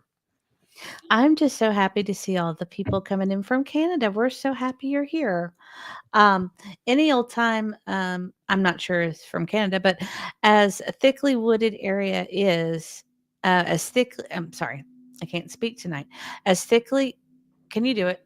As thickly Oh. wooded as that area is, not way they could get past 1 kilometer or even a couple hundred yards in the supposed 20 minutes since fall. Gotcha. Okay. Yeah, that's a detail he gets into. That 20-minute thing that's not a lot of time for 2 kids to get very far. And Tara Sky, welcome in from Canada as well, from Alberta. She's very depressed about these kids being missing. It's a very, very sad thing. It's a very sad thing. And Rosebud had a good question. She said, well, I'd like a bit more history on these kids. According to their mother, an adult was always with them outside. So how much of the terrain would those kids have even been familiar with? That's a great, Yeah. Rosebud, that's a great question. I don't believe that they were always supervised. Yeah. I just don't think that's realistic. Mm-hmm. That would be surprising to me. It looks like they kind of had free reign to play all over the That back area. backyard, and they had the little fort and stuff in the woods. Lori has a question. People may ask why they would want to search places they've already searched. Because someone think someone might think they won't be back here. I don't know if where I've been reading so much today. I'm not sure if this guy says it somewhere in this interview, but one of the things somebody talked about was sometimes when you do a search, you have zones, Mhm. and so you might have a zone come up against another zone, and somebody misses that little Okay. spot in between, or it's like, or you just have one searcher and they have their head to the left and they missed it to the right. And Right. and so if you're looking for children in particular, they can be so little and in such little tiny Right. spaces. They might be under a log I mean, somewhere or these whatever. guys have to be tiny. If they were Right. trying to get in shelter and You just never and know. and they were, I can't think of, I think it might, I think I know, I think it's a video coming up, but he'll talk about how the little ones, they even if you're calling out for them, they might be scared because children are trained to not respond to strangers. Right. And so they may think they're in trouble or something, and they might stay hidden. So you might just walk right past them and not realize you did it, even in an organized grid search and all that. Right. Lisa's opinion says, I've been here since the day you guys became YouTube creators. So for Sebastian's case, been here since day one, and we all love you all. Well, thank you so Aw, much, thank Lisa. you, Lisa. And I wanted to see, we have a special guest. We have Miss Nana's Dragonfly. Hello, Mr. and Mrs. E and Auntie. I've been in the bushes cooking and eating. It's always a pleasure being here. Great live. Well, we are so happy to have you here, and we missed your birthday, so we want to wish you a happy birthday. Oh, happy birthday, Nana. And we've been thinking about your husband too. So hopefully, prayers to Nana's all husband. that continues to go well. Yes. Oh, But and he's I been in the remember hospital. Lisa Opinion. She's one of our original Canadian followers too. She's been with us since the beginning, and she said our weather is still pretty cold. Like here in Newfoundland, I'm one province over from Nova Scotia, and we had 5 centimeters of snow on Wednesday. So they've still got some pretty rough weather in that Snow area in May. too. Ugh. That's terrible. Yes. Yeah, I mean, so yeah, little ones and that kind of cold. I mean, Yeah. honestly, at this point, you're almost hoping that the kids were abducted, because that's one of the better odds of them being alive. Rosebud says that fort bothers me. Me too, Rosebud. Nothing there looks like kids playing there. Definitely built by an adult. Something sus about that fort. Actually, Yep. Mr. E said the same thing. So you guys are on the same page about Yeah, that. we're going to get into I've got the fort in one of these mini tabs too. So I we're mean, thinking I'm not even kidding, guys. I wish I could flash over here and show you. There's probably I've got like 15 tabs ready to go. Well, we better stop talking and keep trudging on then. I have to start medicine for. Oh, sure. And I'll be back. Okay. So anyway, here it says, and I'm not reading this whole article. I think what I'll do, I'll post this one on the X account later after the show, if you are interested in reading this in full. I'm just kind of hitting the parts that were really relevant to what we're talking about. But the interviewer says, and you mentioned at the start of the interview that sometimes there's criminality involved. What percentage of the time is that the case? And he says, so looking at my database, if it is an urban search, 4% of the time there's criminality. If it's in a wilderness or a rural search, it's 1/3 of 1%. So relatively rare. So I think that's interesting. Hold on. Yeah, I might have to go take that one. I apologize. I can read. I'll read the next. I'll read the next one. Here, hold on. I gotta mute. Okay. And it says, the next one, he says, what are the chances that the drone won't pick up any heat or won't find the person if they are there in the woods? He said, so the two primary sensors that are used in an optical camera, and the second is an infrared sensor. Both sensors have to be able to see the ground. In other words, the tree canopy will stop them. Easy to understand how canopy would stop a visual sensor, but it turns out infrared heat is also stopped by leaf cover. So it's not going to show even infrared, the body heat sensor. So that's discouraging. The second part is, what is the visibility of the subject for a normal camera? If there's high contrast, pretty good chance of seeing it. If there's low contrast, even with no canopy, can be very difficult to spot. And for infrared that starts to get into the heat patterns You know if they're severely hypothermic and at the same time temperature as the environment, then there's little chance to be spotted. So if there's a contrast in their body temperature as they get colder and colder and it gets closer to the temperature that it is outside, the less likely that the infrared's going to pick them up on the camera. Certainly if they're under canopy, they're not going to be spotted either. So that's something that even though they send out drones, unless they're out in an open area, if it's canopied by trees, the likelihood of being seen is really small. Let's see what you guys have, if you have any comments or questions. Lisa said, it wasn't that long ago while looking for Sebastian, a place was searched 3 different times. And then when hunting season started, remains were found by a hunter, not Sebastian's, but someone else's. Yes. Time of the year can have a whole lot to do with remains that are covered up during the winter, leaf cover, that kind of stuff. And then as they go out in hunting season, it's very common for a body to be found during hunting season. That is very true. And Doreen says, I just find it hard to believe that there are 4 adults on that property and they didn't see or hear the kids outside. I really don't believe they just walked off.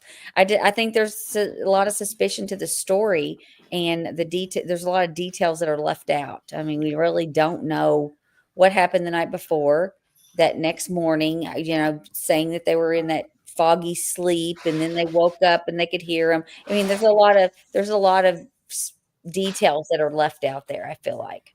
And I did read all the way down, Mr. E. I read all the way about the drones and how with that canopy cover, drones are not going to be very effective. Even the heat sensors can't really pick them up with the canopy of leaves. And I don't know how it is in Canada in that area, if they have a lot of the big trees where you can't, it's going to have all canopy cover where you couldn't see, but drone footage is only good really out in open areas. Right. Yeah. So I just had, well, thanks for reading that. I you must have great eyes, because I would have guessed that would have been kind of tiny. It is on that screen like that. But I blew my screen up. Yeah, you'd have to. That's like reading the back of a Sweet Low packet. But yeah, so I just had, I think, just one more paragraph I wanted to read out of this. Yeah, so one question they had was, well, before that, they just talked about the criminality. So if we're thinking of children getting lost, that it's a criminal element is extremely rare, especially in this kind of situation. So the odds are that there's some kind of accident, lost, something like that, just the odds. But then you take in, of course, the other factors with the parents and behavior and kids being out of school, and it kind of changes those odds that maybe this is a more rare event, right? Right. So I wanted to read this part. They ask, when a person's being searched for is never found, what are usually the causes, or can you ever know the cause of why they weren't found? And he said, I have done a little bit of a study into that. So one of the reasons is they went outside the search area. So the search area never reached them. The second reason was a team was assigned, but didn't go to where they were assigned. That's pretty rare in this day and age with GPS. Another reason is while they're conducting the search, a split occurs in the area, so they didn't cover that particular chunk of territory. And the final reason is it can just be darn hard to spot people out in the woods sometimes. So all it can take is a second or two of looking to your left when you needed to be looking to your right to spot the subject. Especially with children, they can crawl into small, tight places that are obscured from view, so they can be very difficult to find. So that's where I'd heard that earlier today when I was talking about that. But so I thought that article was pretty interesting. If you follow a lot of missing children cases, it has a lot of kind of interesting kind of statistics and thoughts about how you do this kind of thing. So let me see where I want to go next. Someone said, someone had a good, I think it was Treese. She said, if the children just went out to play in the backyard, why did Lily take her backpack?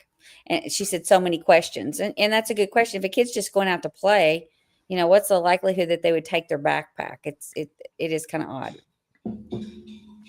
I mean, if you believe, I don't believe much of their story, but if you were to believe it, I guess I could imagine maybe they pile it up with some toys. They're going to take it out into the yard to play or something. Well, and Sunset Gazing said, maybe they knew they were missing school. Maybe she took her backpack thinking they were trying to go try to get to school. Maybe so. Little kids may think that way, Well, they were bus riders, weren't they? Mm-hmm.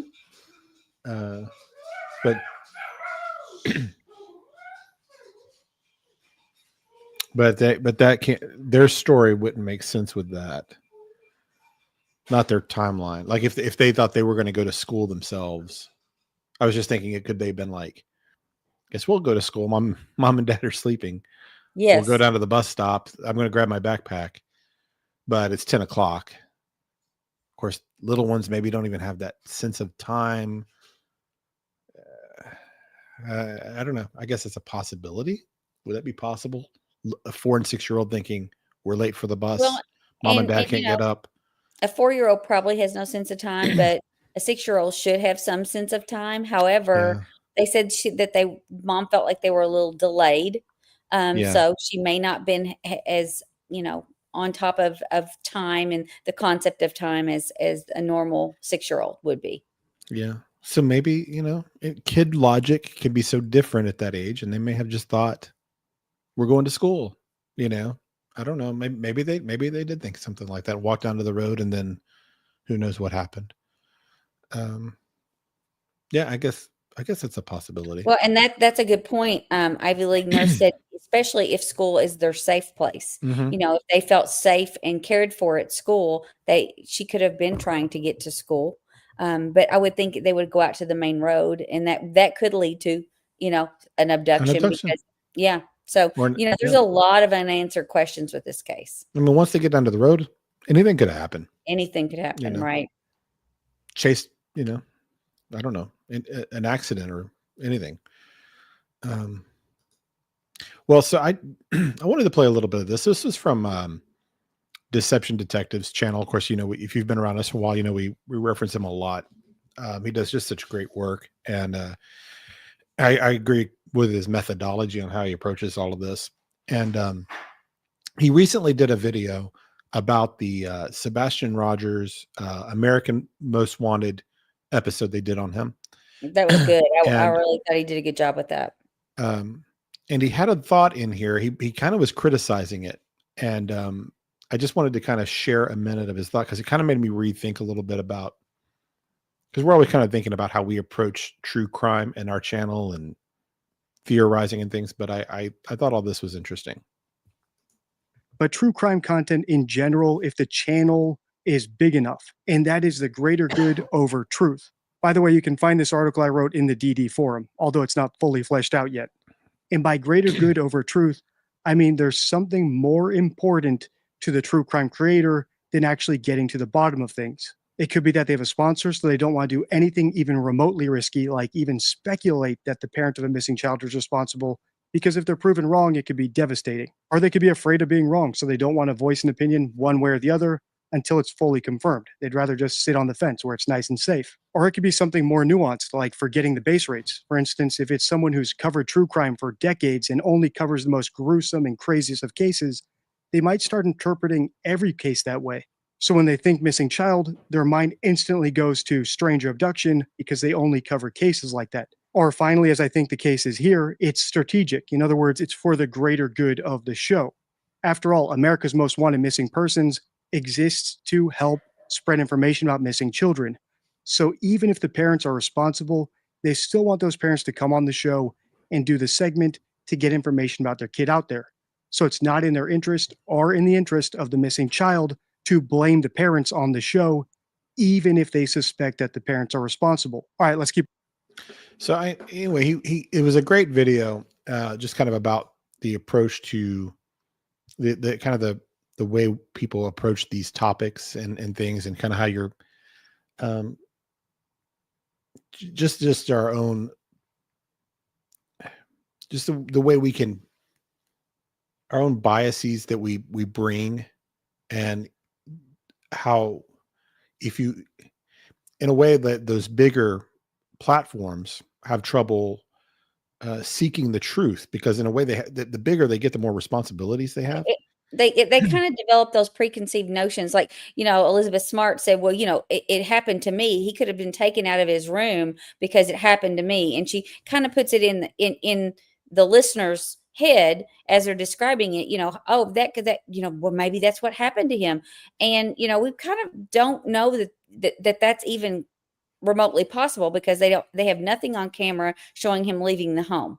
And there would have been some evidence had someone been abducting him from his room, but she put that out there because it happened to her. It gave her bias in referencing the whole case, and I was really, and each one of them kind of had a different bias. Yeah, so it's a really, I don't know, it was just interesting to me. It made me kind of rethink how we, not rethink, because but just maybe just be more open as far as your thought process, and not let people are going to watch that episode and have bias toward that case just because of what those people said, and they kind of use that platform, he felt like, in a I don't want to say irresponsible way, but in a misdirected way. I think what it made me, just the whole video, what it made me think about was, you'll hear these arguments in true crime where people will say things like, you need to be fair to this person or this side or this argument.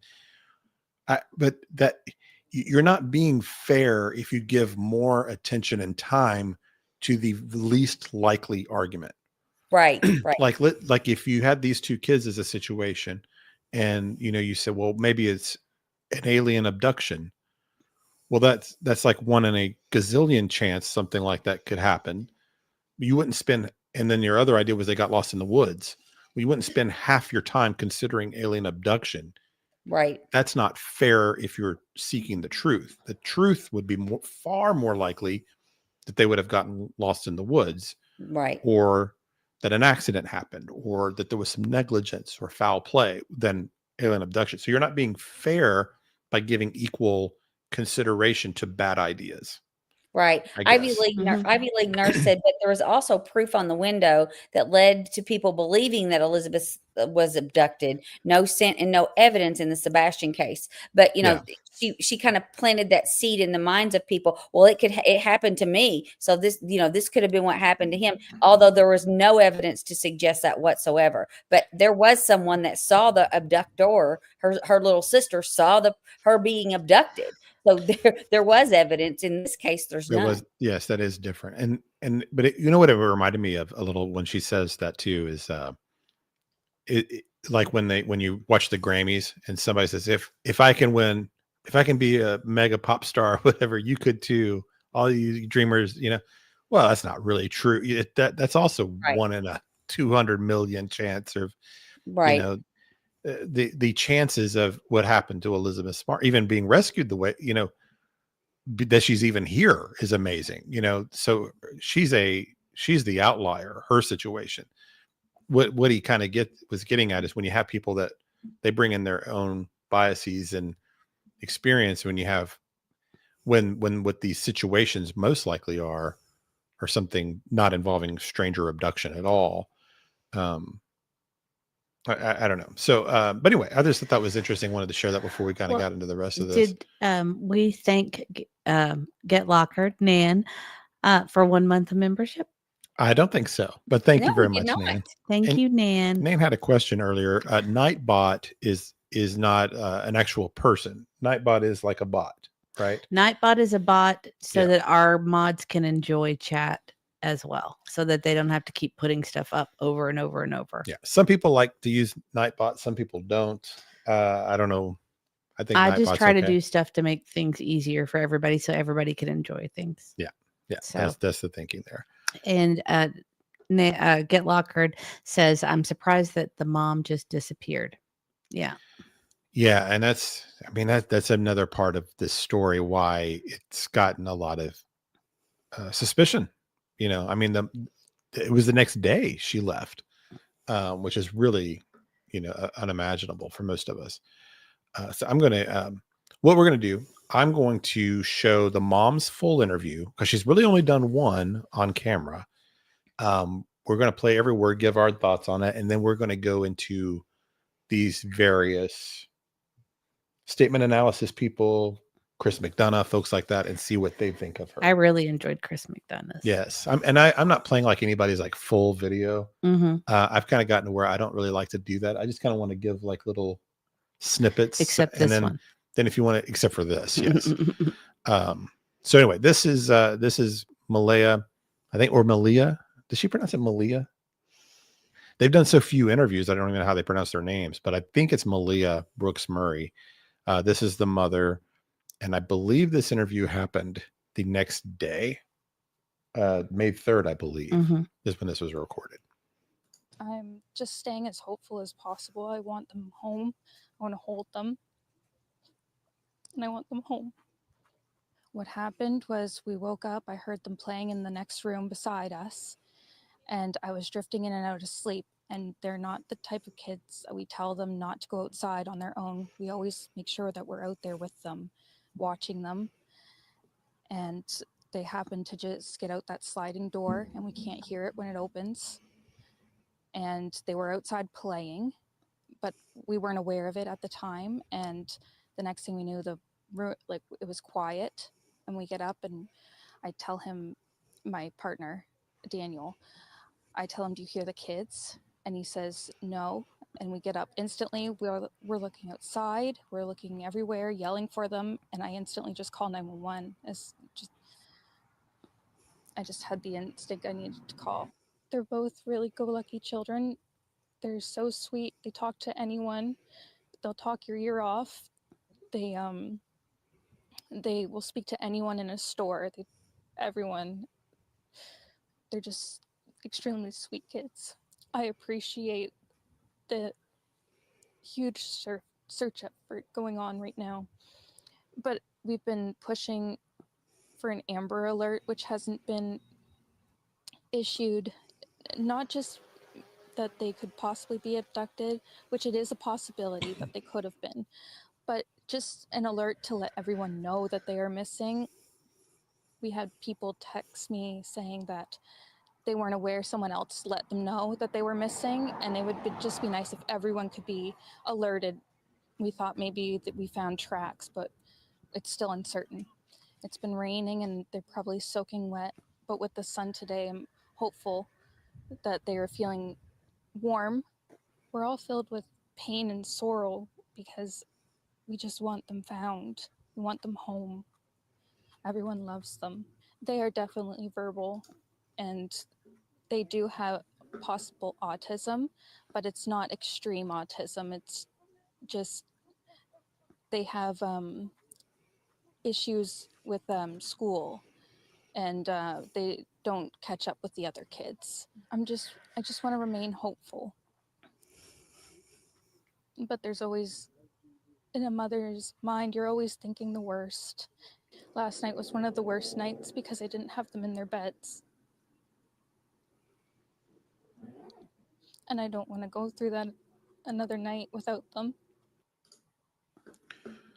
Okay, so this is one of those kind of 3-minute interviews. You could do like a 3-hour live stream just breaking down each sentence of this, because there's so what's the number one thing that stands out to you, Mrs. E? That she's so calm, subdued, in fact.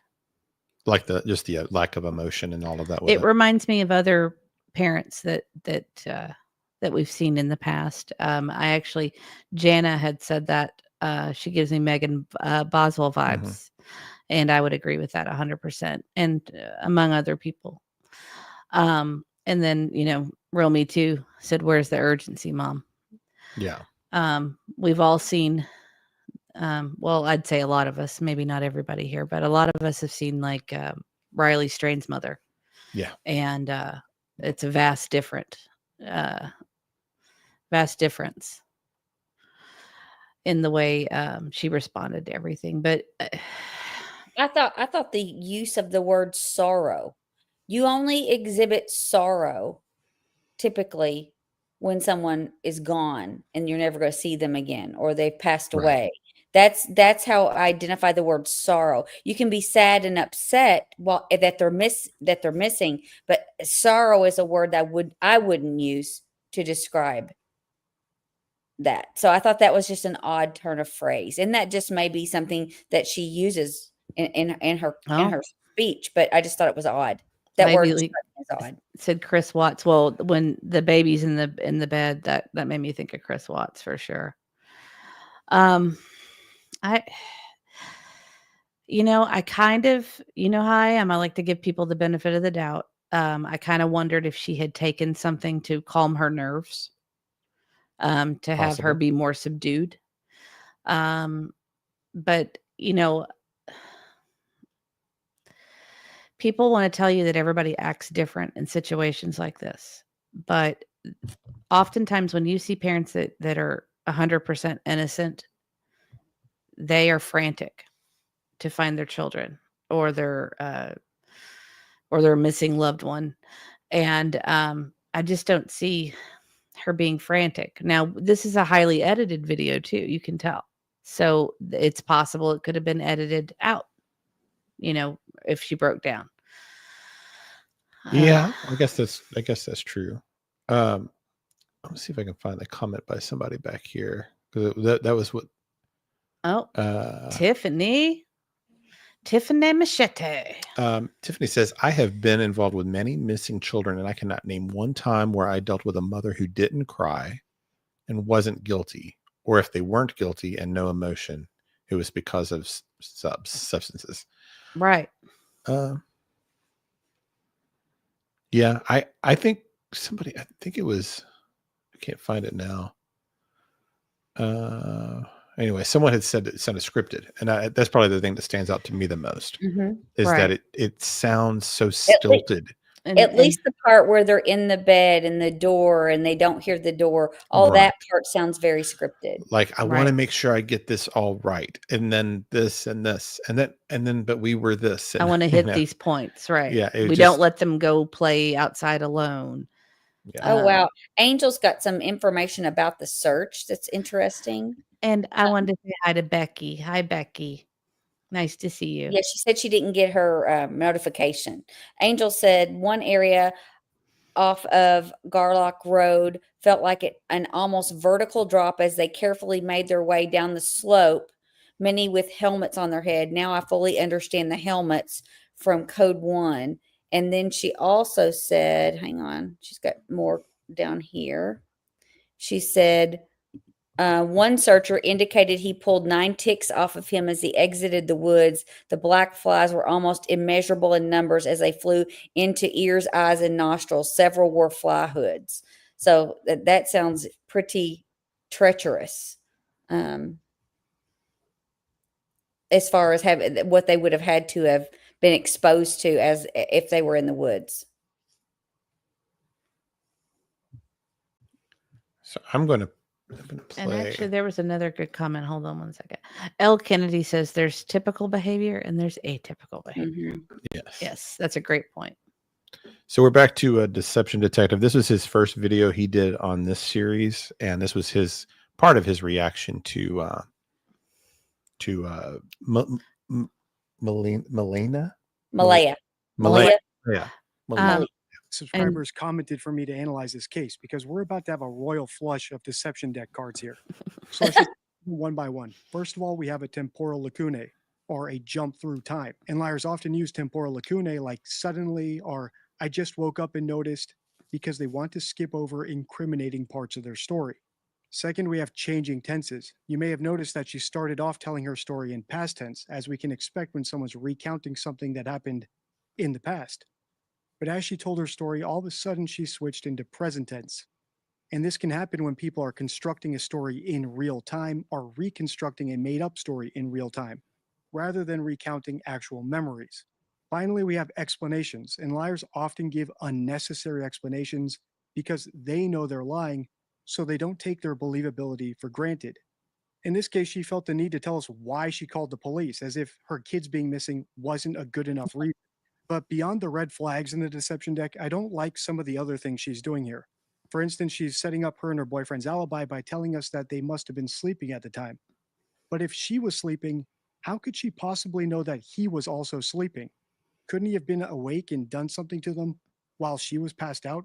She never seems to consider that as an option at all.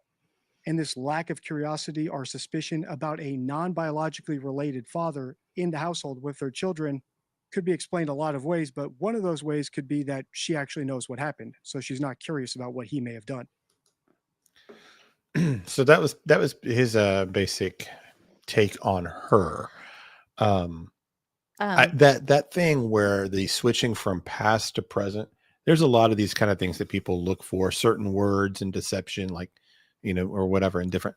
But that past to present is something that I have come to put a lot of belief in. And we remember Katie did that with the Sebastian case when she's all past tense with Texas Roadhouse and spaghetti pancakes and all that. Once she gets to 9 o'clock at night, everything goes present tense through the next morning, which is why I don't believe anything she says about anything from that time period. And same thing with this lady. She's past tense until she gets to them being asleep and waking up and sliding door and the searching. All that goes present tense. I don't believe anything she says in that period for the same reason. I kind of wanted to address this. Not Tiff. Hi, Tiff. She's replying to Hey Jude. Uncle Creepy 27. If y'all think the parents did it, then why? What possible motive could it have been, or just crazy good enough reason, or accidental, or cover up? I don't think we don't know. We don't have enough information. I don't think we'd to say anybody did anything. Yeah, we just don't know yet. We just don't have enough information. We're just kind of analyzing what we do have. Exactly. Yeah, I don't have a theory on this case yet myself either. Not 100%. There's a lot of, there's some red flags for sure. And you can't really deny the red flags when you see them, but that doesn't mean that anybody did anything.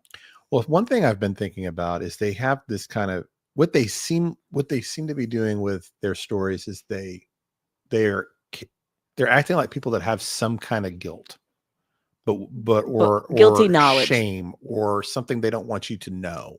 Mm-hmm. But even if their story is as they tell it is actually true, they're already kind of negligent. You know what I mean? Like, even if they slept until 10 o'clock with a 4-year-old and let him go around and kind of, be unsupervised and get out the door and, right. There's already a little bit of, you would already be, if that happened to any of us as a parent, we would be feeling some guilt about it. Of course. We would be feeling responsibility and some shame that happened to us, even if their story happened exactly as they said it. Mm-hmm. And so I think they're whitewashing their story at least to a certain extent. And then it's kind of like, how much, right? And Hey Jude says pushing abduction is a red flag. That's a red flag for me as well. Yeah, it is. Yeah. But we don't know. We don't know what their home life was like. We know nothing. And Tiffany had asked if we knew if there were any CPS reports or, whatever the equivalent is in Canada. Not from a credible source that I'm aware of. So, and I wanted to say hi to YouTuber. Another thing I think that, as a parent, if I'm being interviewed and my children are missing because I was sleeping and I wasn't paying enough attention to them, I think I would come across a little bit more upset that it was my fault. I think that would be something that I would do. I would say I should have been awake. I was asleep. I was so tired. I was with the other baby and, we had a bad night. I would be making excuses for myself not watching them like I should have as I'm explaining it, because I would feel guilt. And I didn't see that any kind of guilt with her. I don't know if you all felt that way as well, but I didn't see that. I just had to put that up because that was funny. Let's make it crystal clear. We don't know what we don't know. That's exactly right. Right. And I wanted to also say hi. I saw NHGG and Shirley H come in. I wanted to say hello. And Neuro V, welcome in. I didn't see you. Yeah. So also, I forgot to mention this earlier. I know that Auntie and Real Me Too are both very excited about the Murdaugh development. Mm-hmm. Do you want to tell us a little bit about that real quick? Well, I probably can't do it justice the way Real Me 2 did, but they have arrested the clerk. And I think she's still under arrest. But she was the clerk that was in charge of the trial, that was the clerk for the trial. She basically, I can read you what Oh happened my to her. goodness. Unrelated. Just What? got a message. A Mexican ship hit the Brooklyn Bridge. What? Oh, wow. Oh, I was expecting something this weekend. A ship to hit the I Brook. can explain that on a conspiracy theory podcast, but We'll I won't save go that for into it. Rumble. Let's save Yeah. that for Rumble.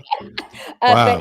it was this past Wednesday, and the South Carolina authorities on Wednesday morning charged Becky Hill, who was the former Colleton County court clerk who presided over the Alex Murdaugh murder trial.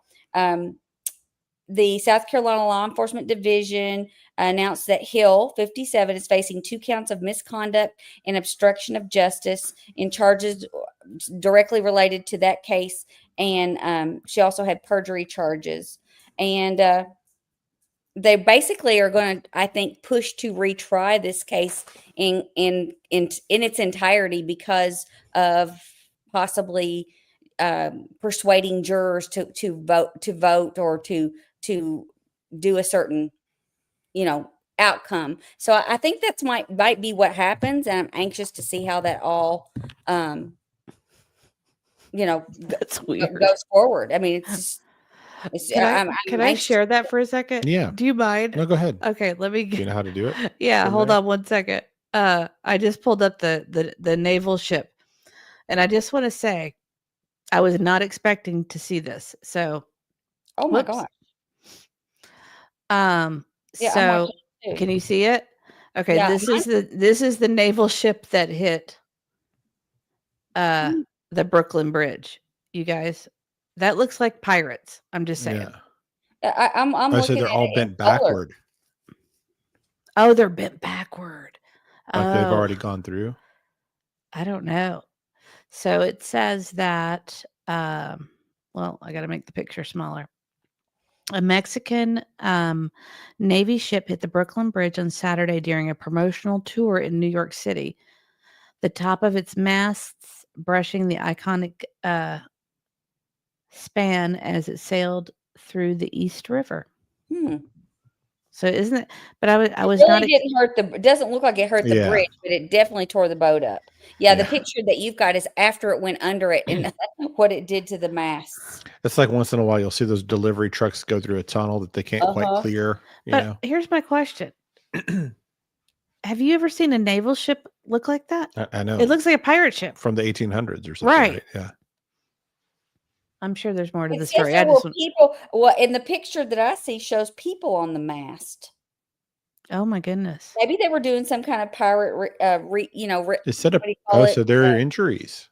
Some sea Yeah. tailors saying 23 injuries. Oh my goodness. That's terrible. I'm looking at the video right now. I don't know if there's a way to. This video is a little bit clearer. Oh yeah, so this says we saw someone dangling and couldn't tell if it was just blurry in my eyes. It was someone dangling from the harness. Wow. Oh my goodness. I was thinking it was like a no injury kind of thing. Well, anyway, we can get back to our regularly scheduled program. Sorry about that. That was kind of fascinating to me that was looked like a pirate ship. It just says the Mexican. They was playing loud, blaring Mexican music and flying a massive Mexican flag. It must have been, one of those. What do they call them? Recreations, or they must have been doing something. Yeah, they said a promotional tour of some kind. Yeah. Well, that's crazy. Yeah, it is. Well, the ship is lovely. Well, Yeah. it was. I suppose they'll fix it. Well, hopefully nobody's seriously Yeah, I hope not. hurt in that. It says like at least so far no fatality, so that's good. Mm-hmm. Hi, show poodles. Well, so if you're not familiar, this is Pat Brown on Profiling with Pat Brown. Is her channel, so we recommend checking that out. I just want to tell you, your pause game tonight has been hysterical. Look at what you did to her. Well, I'm going by the seconds, trying to I get it know, right where I want to but start. Deception Detective looked terrible. Now Pat Brown's making a weird face. Very few people look good paused, really, Yeah. In mid sentence, But so anyway, so Pat Brown, she's a professional profiler, and her channel's great. She does all kinds of cases. She doesn't really usually hone in on one. She'll maybe do 1 or 2 videos on this. Hey, Jude says it's like the Nashville party bus is here, Mrs. E. So I just wanted to play a little. This is definitely worth checking out. This whole video, if you are inclined. But this was basically her reaction to the stories we're hearing from the mom. And I'm just going to play like a minute of this. This isn't exactly what happened, so now I have to imagine it, and I'm now going through like I'm fantasizing what could have happened. So here I'm going through like an act. Okay, so we get up and we look outside. We're looking everywhere, yelling for them. Okay, so this is all present tense. Not we looked for them, we yelled for them, and it's also very vague. Where were you looking for them? Where were you yelling for them? How long did this go on? This is all because I don't think that happened.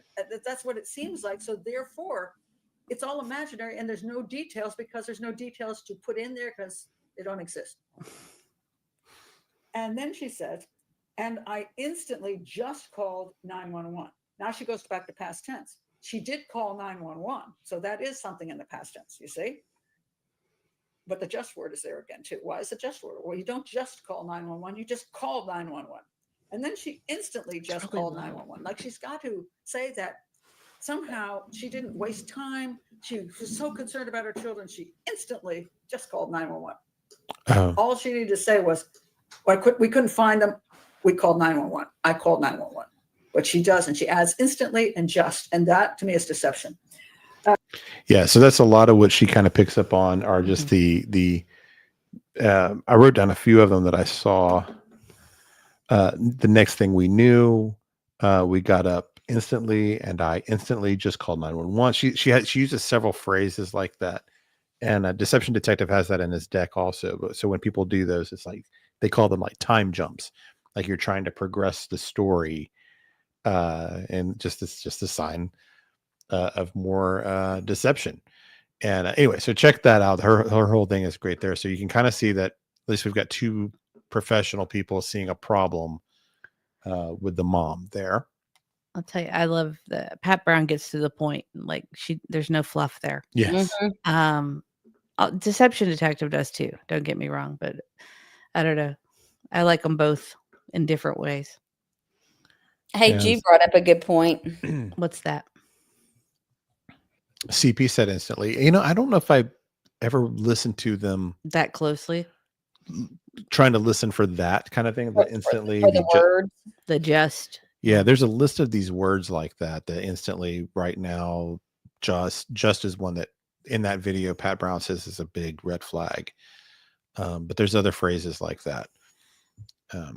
But so this is from the lab, and he had Chris McDonough on, and they did like a 2-hour stream on this case, and it was great. Chris didn't know the case at all until Josh from the lab presented it to him, so you kind of got to see his real-time reaction to learning about it and seeing it. And if you haven't watched the whole thing, it's really good. I haven't watched it. Actually, all of these are really good. Pat Brown's is only about 20 minutes long, and of course, Deception Detective's been doing like super short ones lately. But this is a couple hours long, I believe, and it's really worth listening to if you're interested in this case, start to finish. This whole live is totally worth it. And I mean, the lab always does a great job, but this, I don't know, in particular, really was good. Yeah, it was. And if you don't know, I mean, you probably know Chris McDonough. He's got his other channel, The Interview Room. He's a retired homicide detective. He works with the Cold Case Foundation. So he's got all of that real life experience. And just always, he did a lot of really insightful stuff on Sebastian and in this case too. So this was his kind of thoughts on the mom. Okay, so she's awake. Okay, I heard them playing in the next room. Next. And I was drifting in and out of sleep, and they're not the type of kids that we tell. and I was in and out of sleep. So she hears them. She's groggy, but then she qualifies the behavior of the children. They're not the type of children, and now she's going to set the play. To do what? Nobody asked. Nobody asked the question. Correct. Nobody's asking that. Yeah. She's presenting a scenario. And what's the scenario? That she was Okay, asleep. let's Let's hear. For Let's them hear. not to go outside if possible. I want them home. I want to hold them. And I want them home. What happened was we woke up. I heard them playing in the next room beside us. And I was drifting in and out of sleep. And Okay, they're not stop. the type. They were in the next room beside us. So she's putting them within proximity of hearing them. And that means, see, I'm a good person. I was near them. Okay. So she's wanting to project that she is supervising her children, but then she interjects, but I'm in and out of sleep. So she's now kind of projecting out that she has to transfer that behavior because she has to come up with an idea of how they disappear. So anyway, you can kind of see where he's going with that. He's not buying that story either. And if you have any thoughts on any of this, Auntie or Mrs. E, just the kind of snippets I'm picking out here. I love listening to Chris McDonough. We're going to do a little more Chris McDonough in this stream too, but what he's so good at is he just sees angles on things that most people don't. And he gets into that. We're going to do the stepdad next, I think. Yeah, I agree. Robin York Groom says, love his attention to detail. It's great. Yeah. Like I said, if you haven't watched the whole thing, it's really worth watching. He's so good at thinking of the questions to ask that the suspect would never anticipate. Mm-hmm. You know, and when you watch that stream, you'll know what I'm talking about. But that's definitely one to check out. So here, what I wanted to do, I just wanted to play. This is all of the statements on video that I could find with the stepdad. And I want really good. That's a really good. You want to read it, Aunt? Yeah, in my opinion, the analysis, including the ones discussed, really dissect the mother's attempts to portray herself in a favorable light to cover up any responsibility. That's. I think yes, I would agree with that. And welcome, La Dame du Nord. I hope I did that right. La Dame. La Dame. Did I say La Dame? La Dame. Sorry, I'm bad. I'm tired, you all. I know everybody keeps saying in chat that I'm tired, but I am tired. I'm really tired. I looked at I was working today, and I looked at the computer most of the day today. So when I do that, it just it wears me out. Yeah. Mm-hmm. So I'm gonna play all the interviews with Daniel. We'll kind of talk about anything that jumps out to us there, and then we'll hear what their reactions, all these different folks, are to Daniel. It's French for Lady of the North. That's cool. Oh, which goes along with the fact that we're watching Game of Thrones again. We are. We're rewatching that. We are rewatching Game of Thrones. We just finished season 1. No spoilers. There are people who have not seen it, like Aunt E. Aunt E won't watch stuff that I tell her to watch. So Daniel's the stepdad. He has continually spoken to the press at least a handful of times, and sometimes on camera, sometimes off. And these are not in order. It's just as I think I'm missing one with him in an orange shirt. I couldn't find it, but I think this is most of his statements. Also, someone said, could you put the link to their show in the description? That last one. Oh, to Pat Brown. Yes, and someone said, and I don't know if this is verified or not, but it says, by the way, the mother's sister was found dead at school a couple of years ago. I had not heard that. I had heard that, but I had not. Yeah, the mother's sister would be her aunt. Yeah.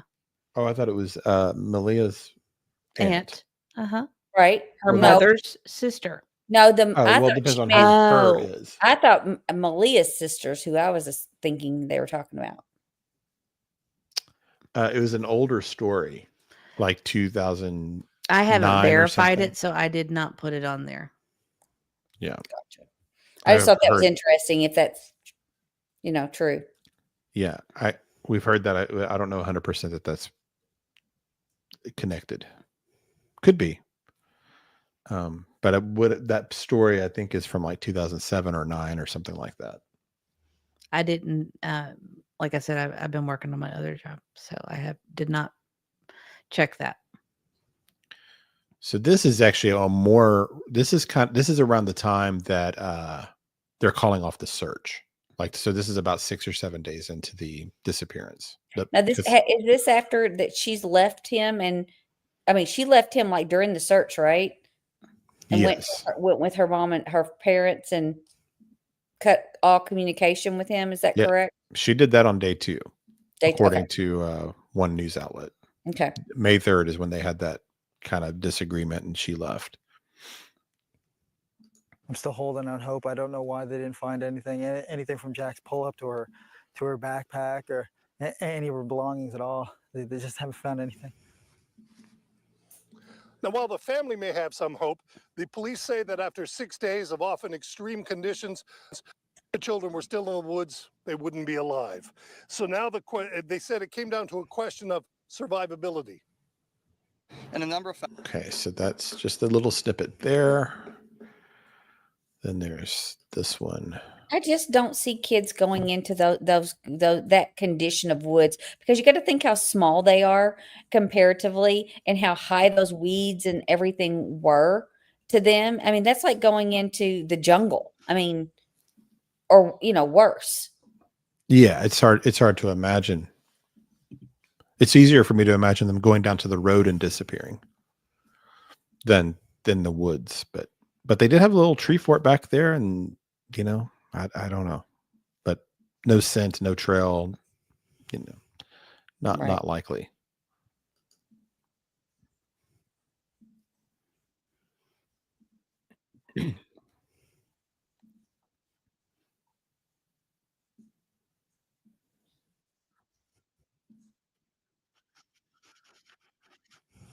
Is he playing something? Because we can't hear anything.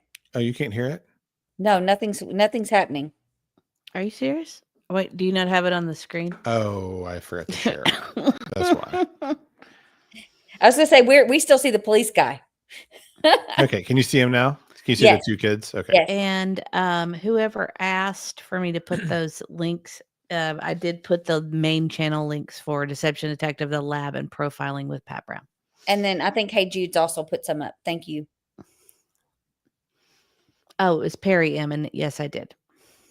Sorry about my mistake there. So this should work this time. The last few days have been very stressful. I mean, ever since the Friday morning when we noticed that the children were gone. Immediately jumped in the vehicle, surveyed all the areas, many dirt roads, many culverts as I could, and waited for the police to get there. So he did the immediately thing too, right? Yeah, I noticed that too. All right. So then there's this one. I think there's a lot of different videos with him in this shirt out there. They took their boots. That's pink boots for Lily, blue boots for Jack, with dinosaurs on them. Lily had her backpack with white, and it was white strawberries on it. I imagine now if they're in the woods that it'd be probably brown, but I don't see them carrying their backpack. I don't see them keeping a pull-up on for that long. Can you pause? That bothers the brown backpack remark really bothers me. Yeah. It really bothers me. I would Well- imagine it would be brown. That's almost like you should be looking for something brown. Right? But it's almost like he's prepping us for it to be brown. It's like, why would he? Yeah, it's a very odd statement. Very odd. I agree. Soaked from the very first day. We only found the 2 boot tracks outside of the house. Whereabouts? Right beside the house, probably 10 feet away from the backyard. In the backyard, okay. Nothing new, other than helicopters are still in the air, and they had dogs. They took around the dogs today, and as of last night, they had 8 more drones going out in infrared. I urge the public to come out if you have anything, come out as fast as possible and get it to any detachment or any police service that you have available to get to talk to. And Jack just absolutely loves bugs, dinosaurs, anything like that. But Lily loves girly things, but she also loves doing everything with Jack, bugs. They're like best friends, not just brother and sister. We've heard a lot about how. See, What do you think? Do you think I'm bad on this, but that feels genuine to me when he gets upset there. yeah. But do you feel like remorse. What? He shows remorse. Right.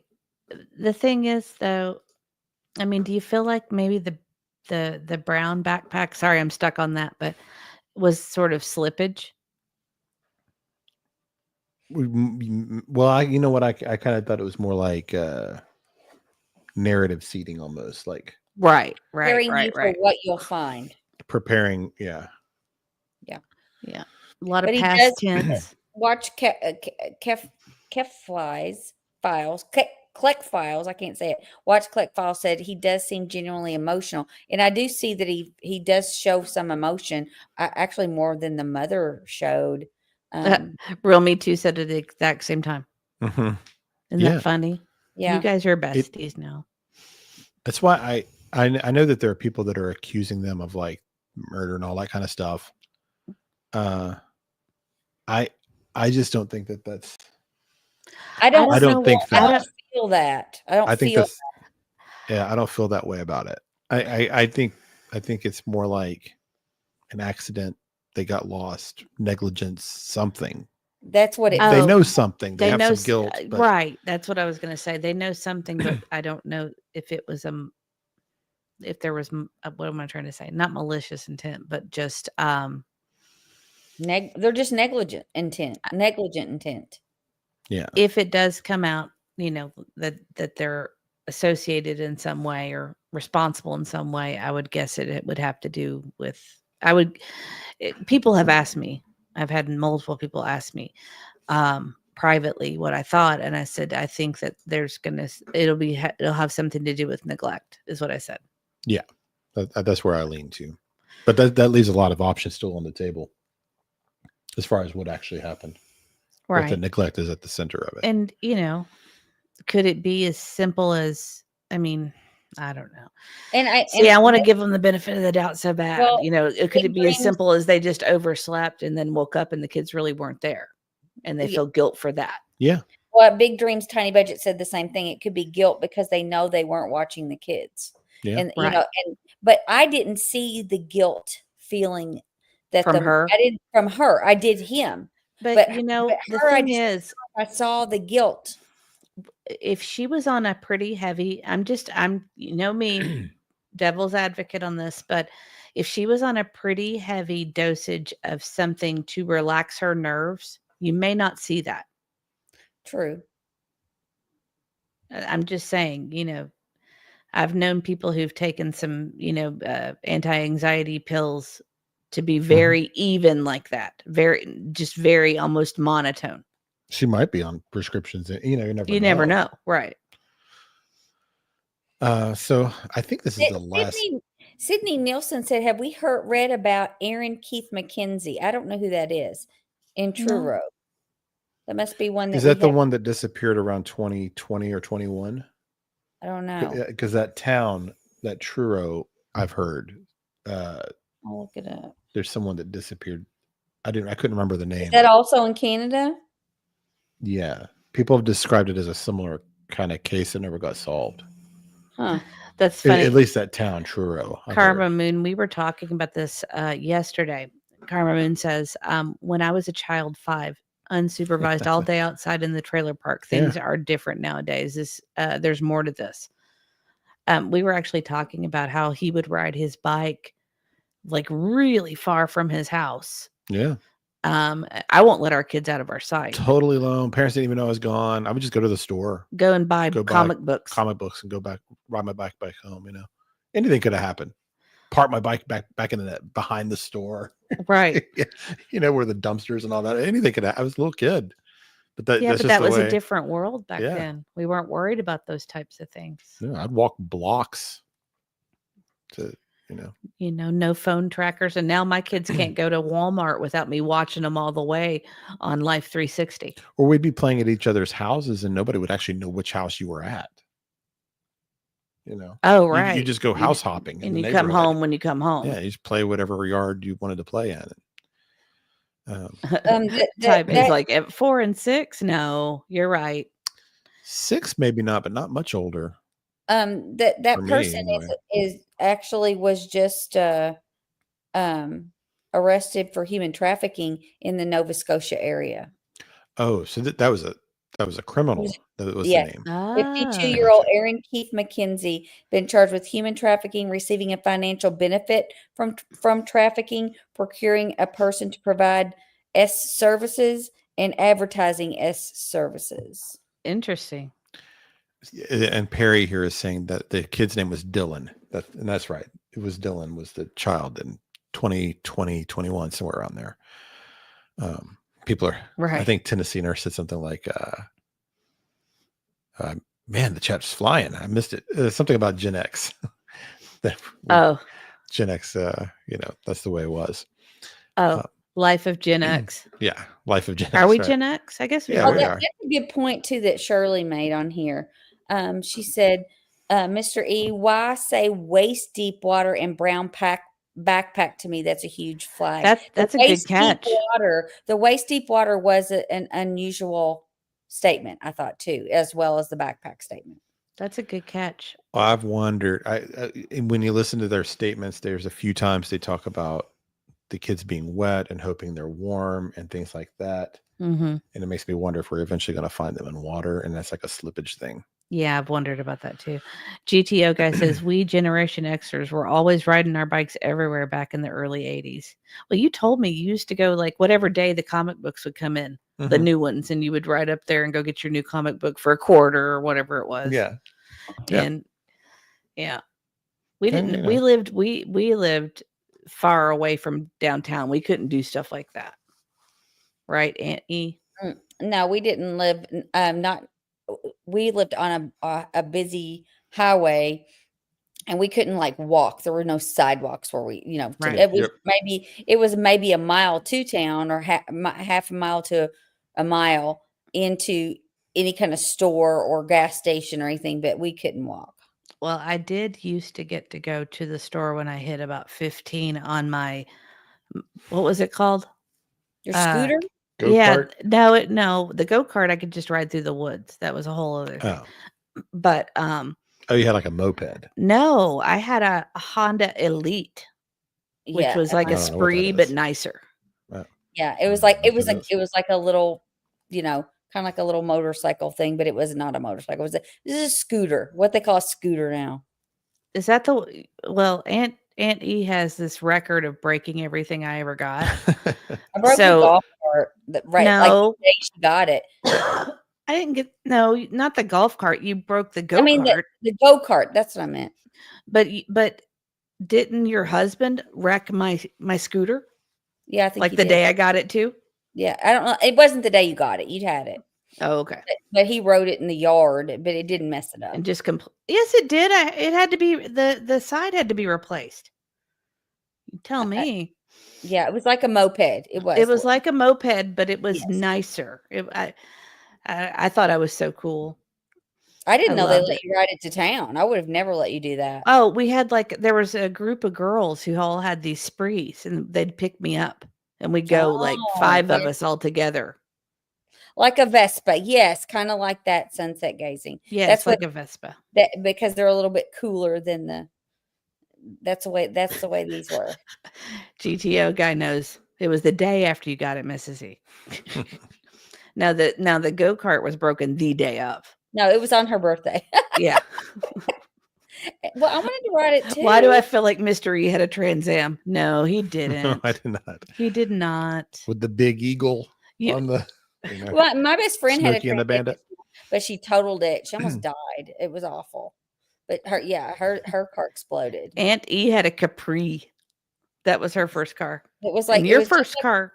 It was like a Mustang, but it was the Mercury model of the Mustang. And it was like a almost mauve, right? No, Not it was mauve, but like it was like a deep. Oh, your first car was a Mustang? No, it was a Capri. It was the Mercury version of the Mustang. Oh, I got you. It's called a Mercury Capri, and it was made just like the Mustang. And then your first car was like, was it a Mustang? It was a Mustang. 81 Mustang. Ah, Yeah. okay. So not like one of the cool years. You know. But I mean, Capris are worth a lot now. That's funny. Well, yeah, but I don't have that thing anymore. But I drove it. I drove it all through college. I mean, I put tons of miles on it. That thing. That's back when cars didn't tear up, and I drove it a long time. You did. And my first car was a Ford Probe. Big Dreams Tiny Budget had a Pinto station wagon. that wins. BJ Boop had a 1956 Chevrolet Bel Air. Nice. Wow. Yeah, I when I was a teenager, I thought I wanted to get like the 55 or 57 Chevy, that kind of thing or whatever. And then when you realize there's no air conditioning or then you watch automatic you watch Christine. Yeah. And then no, I'm just kidding. Maybe I don't want to do all that work. BJ Boop, thank you so much for being a member for 8 months. We're so happy that you honor us with your membership. Oh wait, I got to read everybody's cars. I know. We got the Chevy Camaro. Mrs. Butterfly Kisses had a 1991 Chevy Camaro. That's awesome. Which makes me think of the Dead Milkmen. Now, is it the one the Camaro? Did it have the T-tops? Right? It had T-tops too, right? Pontiac the Camaros? Sunfire. I hadn't even thought about some of these cars in a while. Oh my gosh, I forgot what that one was. Ty Babe's first car was a black Mustang. All right. Very nice. Chevette. Wow. So that's what my mom drove, was a little red Chevette. And then a Pontiac Sunbird. Did we already say that one? Yeah. Nope. Okay, sorry. Everybody's doing Mine was an LC. What is that? I don't even know that car. I bet she means Torino. Oh, red Chevette, Pontiac Sunfire, Karma Moon. Dodge Duster. What's a Duster? I don't know. I don't know that one either. Duster. Pinto hatchback. It's interesting. What's a Ford Orion? I don't know what these are. I don't know that one. 87 Ford Escape. A Dodge 1962 Dodge Dart. I didn't know they made the Dodge Darts back then. Oh, I didn't know they'd been around that long. Yeah, that's funny. Yeah. They started making them again. A 66 Dodge Cornet. Where y'all keep tapping on that. And now you keep hitting them. Sorry. Did we do the Pinto yet? It's interesting to see what everybody's cars are. We did the 1979 Pinto hatchback. Sky Yes, Blue? I did that I missed one. that.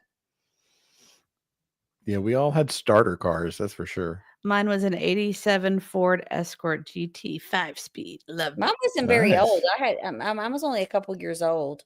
Did I we didn't do get a Get new Lockered? car. A It was- Dodge Cornet? Did we do that one? I don't think I saw that one. I told the kids the story about when you wrecked your new car and what we tried to do to cover up the wreck. Do you remember? I don't So remember. Vaughn is saying a Toronto. I went and got is my Toronto is an Australian make. Yeah, Okay, because they have a that's why we did Torino. That was an American, I think, car. A Torino. I don't know what a Cornet is. I've heard of a Cornet. And then mine was a Honda Pilot, LOL. Dodge Polara, 83 Ford Capri. That's probably about the year that mine was. Yeah. Was it a Ford Capri? It was a Mercury Capri. Ford made the Mustang, and that was the equivalent was the Mercury Capri. 69 Trans Am. Oh my goodness. 75 Mustang. I told the kids the story because we wrecked it on the way. We were driving to go shopping, and then we thought we were going to buy one of those car bras to cover it up. Do you remember? Yeah. And you had to order them and stuff. Yeah. And then we just had to admit to the wreck. So Yeah, it really wasn't that bad. I just ran off the road and hit a. You hit a stop. You hit a sign.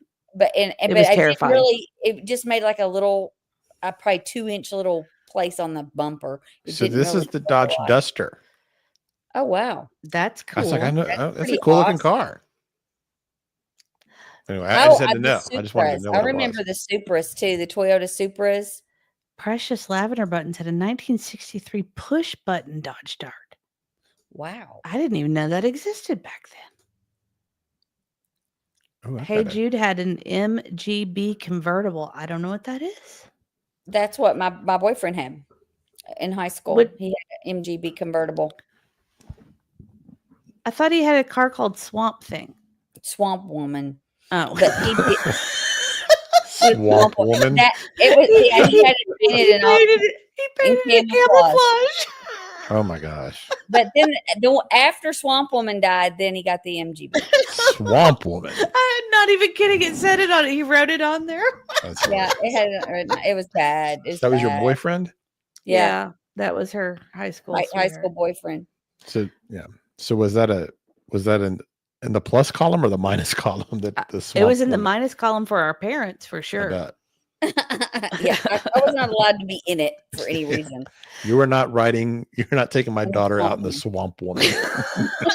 It was so ugly. It was Yeah. so ugly. It was bad. It was bad. This is I don't know what a Datsun 210 is. I'm trying to get through these. Dotson. Oh, Dotson. Dotson. Okay. Hey, Ron. Hey, Ron. 1964 Corvair. Lansdowne is a Turo. Lansdowne to Turo says 45 minutes. Oh, okay. Tabe Lux wanted to know how many years apart. Why don't you guess how many years apart? Yeah, you guys guess how many years apart we are. Somebody guesses it, we might tell you. She does this because she thinks she looks so young. So, little Susie had a 71 Chevette. look Bob like H had an that. orange 66 MGB. Somebody said that their parents, they had an Edsel. A Here, push button why don't you Edsel. read them for a second? I'm going to give little E a hug goodnight. Okay. Push button Edsel, a 64 candy apple red Chevy. And the Gran Torino, somebody said, makes me think of Clint Eastwood movie, Gran Torino. Good movie. The granddaughter thought she would This is get a the great movie. car. Yeah, Yeah. it's a good movie. I had a Grand Am. I can't think of the year I had. It was a 90 something. Which one? You had The black one? an No. orange one too, didn't you? No. I've never had an Long orange car. Cool Woman had a Datsun. I bet it was a Datsun B210. You had something. It was like Burt Sienna. Calais. It was Burt Sienna. I had a Calais. But what I had color? two of them, but actually. What color was it? It was like a Burnt Sienna. It was orange. I don't know what burnt sienna is. What's- Not what's- orange. It was more like Calais. Is that a car? It was yeah, it's ugly. just like a sedan. Oh. It nothing, was- nothing fancy. It at was all. But get rid of it if you're serious about dating me, is what it was. I had two of them back to back, like almost the exact same color and everything. Actually, no one guessed the years Wait, apart. hold on. correctly. Tennessee Nurse had a 1972 Chevy truck, yellow. It was my brother's hand-me-down. Yeah. I loved it. I I bet bet. that was a good. Yeah. No, Denise nobody had a guessed it 1982 right. Supra. Oh, stop. Nobody's guessed it yet. Okay, let's see. I'm going to scroll ahead. I'm missing all the good stuff. Pat Wicks had a 64 Chevy. Already said that Candle- one. Okay, I missed it. Okay, I'm going to go down. Ooh, an 86 Grand Am.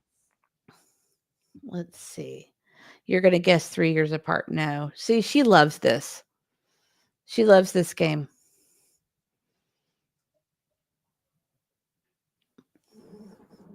She loves this game. Oh. Ding, Yeah. ding, ding, ding, ding, ding, ding, ding, ding. Ooh la la got it. 6 years apart. 6 years apart. And Tai Bay got it. 6 years apart. Well, they guessed 2, 3, 4, and 5. So they had to. They'll get it They were eventually. going to, yeah, eventually that somebody was going to get it. No, Really we're not good 2 one, years no. apart. No. Oh, somebody had a good comment about the case too.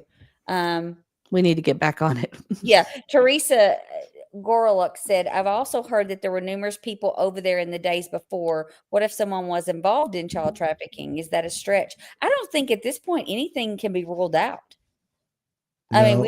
we don't really know a lot of the facts about if there was something that was going on there before, but I don't think you can rule anything out at this point. Hey, Jude, you're no longer my friend. I wouldn't rule out trafficking. I wouldn't rule it out yet.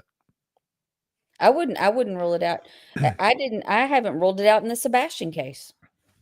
I don't think it is, but I haven't ruled it out. Not 100%. It's just less likely with Sebastian because of his age and being a male. But a 4 and a 6-year-old is different. Oh, and I'm kidding. As Hey, Jude. horrifying as that is, it's just different. Hey, Yeah. Jude, I'm kidding. It was a joke. She was kissing up to you. Everybody knows you're an old lady. But if it turns out that party I'm just actually kidding. happened, I'm kidding. if it is a party house, and we don't know, that's just one person on Facebook. We think that space, maybe they're a neighbor, maybe they saw a party, maybe they're a fake, who knows? But if they are into that lifestyle, and there's a lot of, it's just rumor. But if they are around a lot of shady people, one thing I heard I think it was a DEA guy. He was saying wherever you find the narcotics, you'll find the sex trafficking and you'll find the guns. All three always go together every time. They're always being run in some form or fact. If you find one, you're going to find the other two. Yeah. Right. And so, if they're in those circles, then that means the other two things are happening somewhere. And we've had locals say that trafficking is a major issue in Nova Scotia. Ivy League nurses and Sebastian had multiple different health issues. Traffickers usually want healthy kids. They do. In our research, that's what we found. Yeah. And I wanted to say that Rosebud had a 73 Pontiac Granville coupe hardtop loaded with a 4.55 8-cylinder engine. Elvis car. That's pretty awesome. That's nice. That's cool. Oh, and then June said at 16, got a 76 Mustang. It had been wrecked and it would not open. No muffler, so you could hear me coming a mile away. To top it off, someone cut the seatbelt. Wow. That's hysterical. That's a great first That is car. funny. That is funny. You were lucky to be here. That's hysterical. Okay.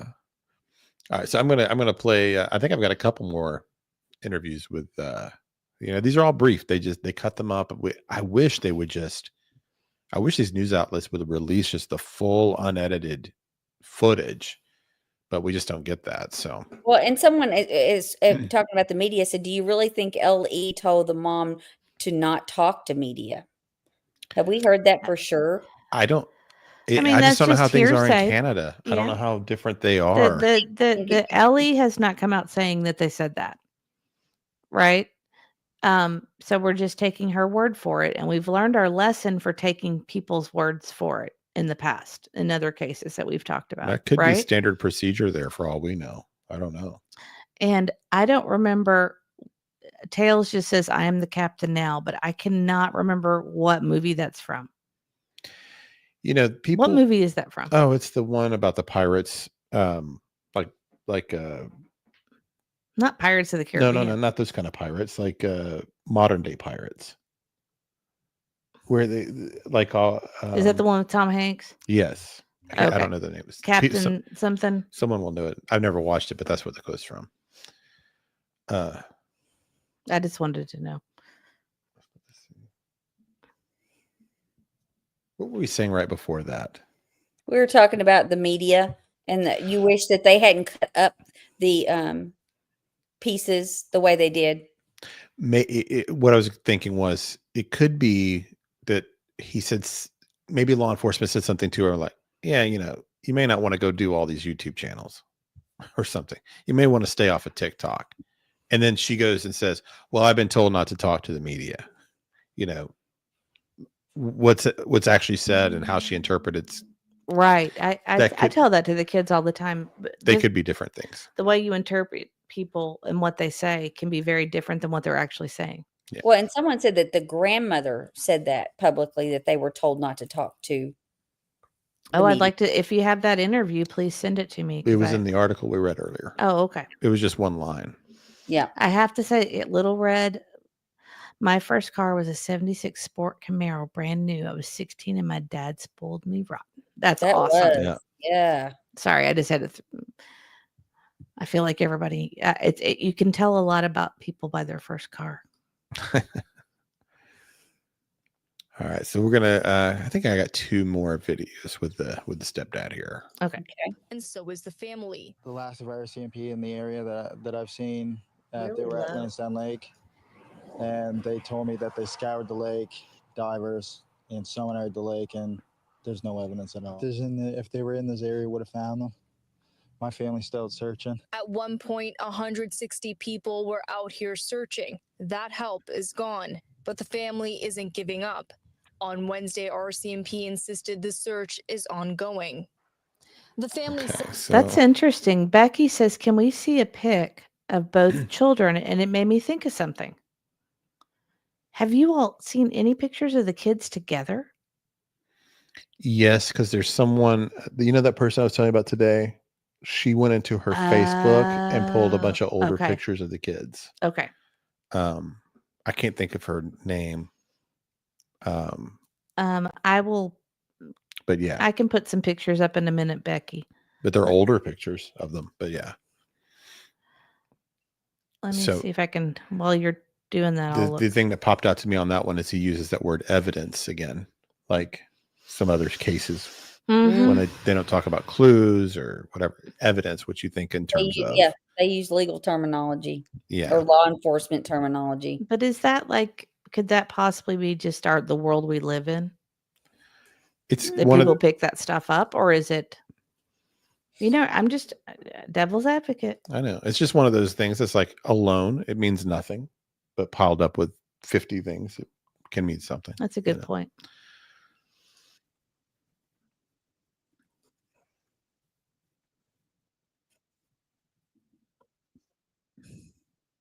What happened?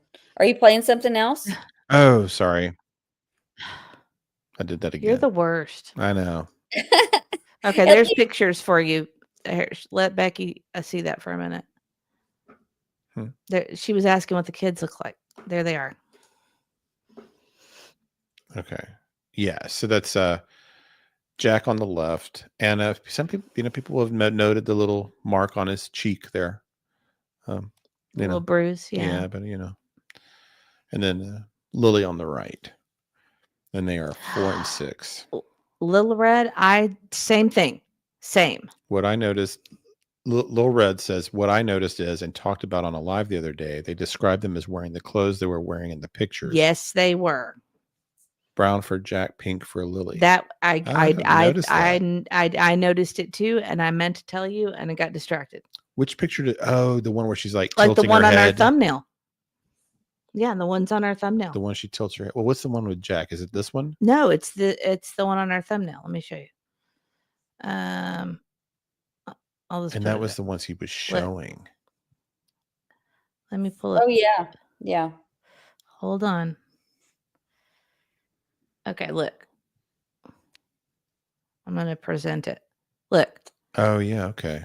See, she's got pink on and he's got brown on. Yeah. Huh.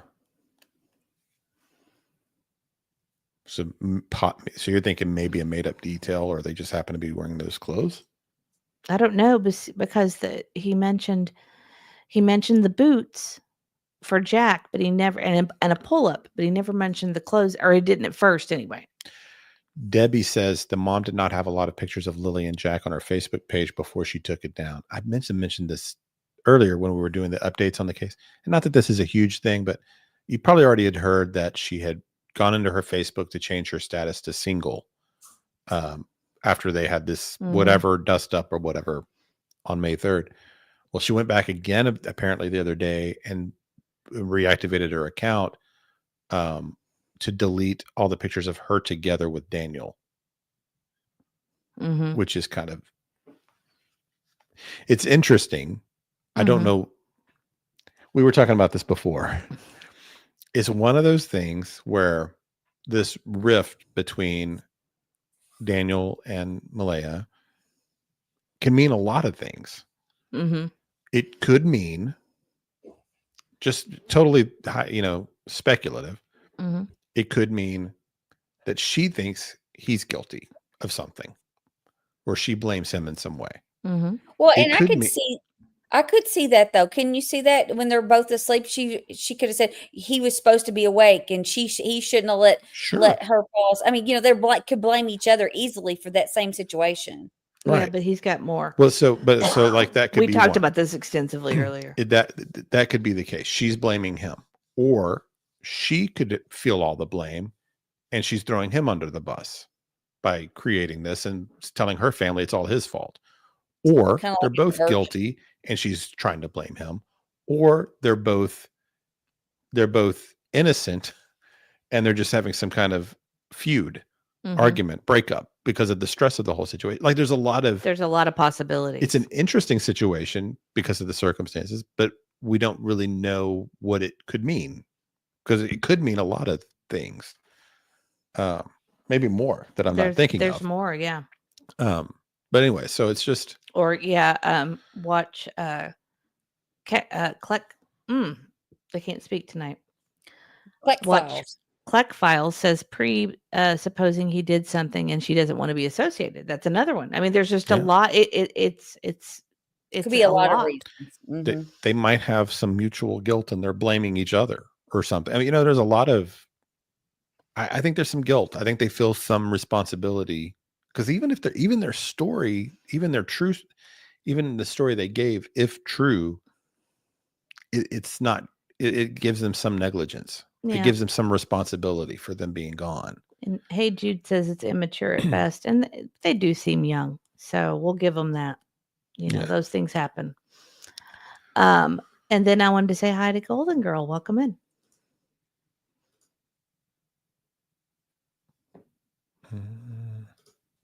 I don't know which video I'm on.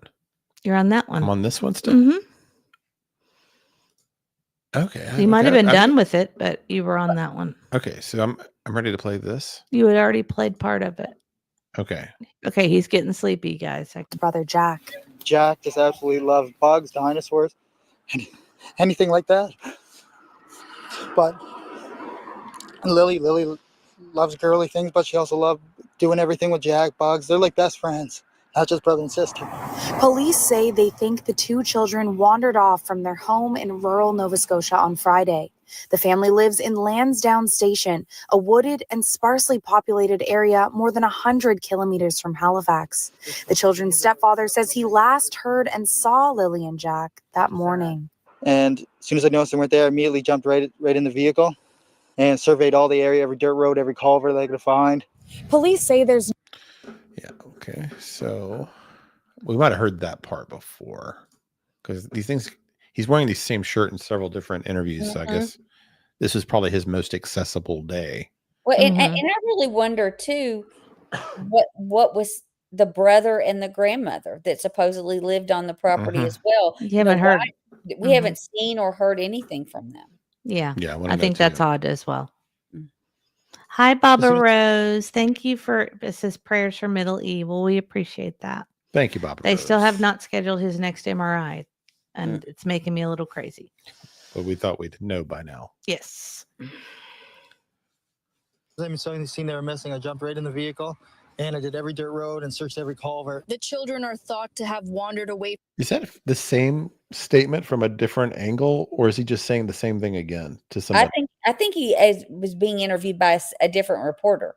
Like you're just saying the same thing. Yeah, because it doesn't look the same as the other recording. Yeah. I just didn't know if maybe there were two cameras there. And I wanted to answer Get Lockard. How far is a kilometer? It is 0.621371 of a mile. It's a little over a half mile. A little over a half mile. I used to run in 5Ks and 10Ks and half marathons. So from their home in Lansdowne Station on Friday morning. Martel believes they were only gone for about 20 minutes before he and their mother noticed they were missing. The very first day I wasn't around very much because I was just searching. I was running through the woods, screaming their name till my throat hurt. Martel says the only concrete clue so far is a boot print found near the backyard of the property. RCMP haven't shared any additional evidence. The officers and okay, so that is the 20-minute thing is going to come. Yeah. Look at what Ivy League said here. Ivy League said, even if one of them were guilty, they're both at some fault because they're telling the same exact story. Oh, right. Right. That's a good point. That's a very good point. Even if one of, yeah, because one's kind of covering for the other. And then Opinionated says she could be mad because he didn't stand up for her against his mother. His mother. I don't know. She could be mad because he didn't stand up for her against his mother. Yeah, because supposedly the mom blamed Malaya. Hey, Jude says a mile is about And 0.6 or I think she means a kilometer is about 0.6 miles. I was a runner too, Mrs. E. We should be friends again. Okay, we can be friends again. All right. So I'm going to go back to Chris McDonough here. And this is his kind of just a little bit of his take on what he thinks of the stepdad. I'm just going to play about a minute or two of this. Oh, Teresa said something interesting. Why down the road if they say in another interview that they'd never cross the street? That's a good point. I know what you're talking about. I don't think I've heard that one. I guess there's must be a couple of interviews I couldn't find. I Well, think you can some go of down them the road without crossing the street. If the kids stay on the side of the road that's nearest their driveway, that doesn't mean they cross the street. They can still follow the road without crossing the street. Hi, Ginger for welcome. All right, so we're back to the lab with Chris McDonough here, and this is them kind of breaking down the Debbie, I haven't heard the brother talk at all. No, I haven't heard him in public at all. Ooh, sorry, I'm sleepy. Well, we started late. Yeah. If anybody knows anything, just come forward as soon as possible. 2 little kids are still out there. I want to find them. That's really all I can do. Still searching every day. I'm waiting for information. I have to let them do a lot of their stuff with the aircrafts and everything else. Who does that sound like? Who else said that? Dawn. They got to do their thing. Okay. And we don't want to get in the ball. We want to thank them, and we'll see her in the resurrection. I can't wait till that shows up here somewhere. I'm teasing. And dogs. I know.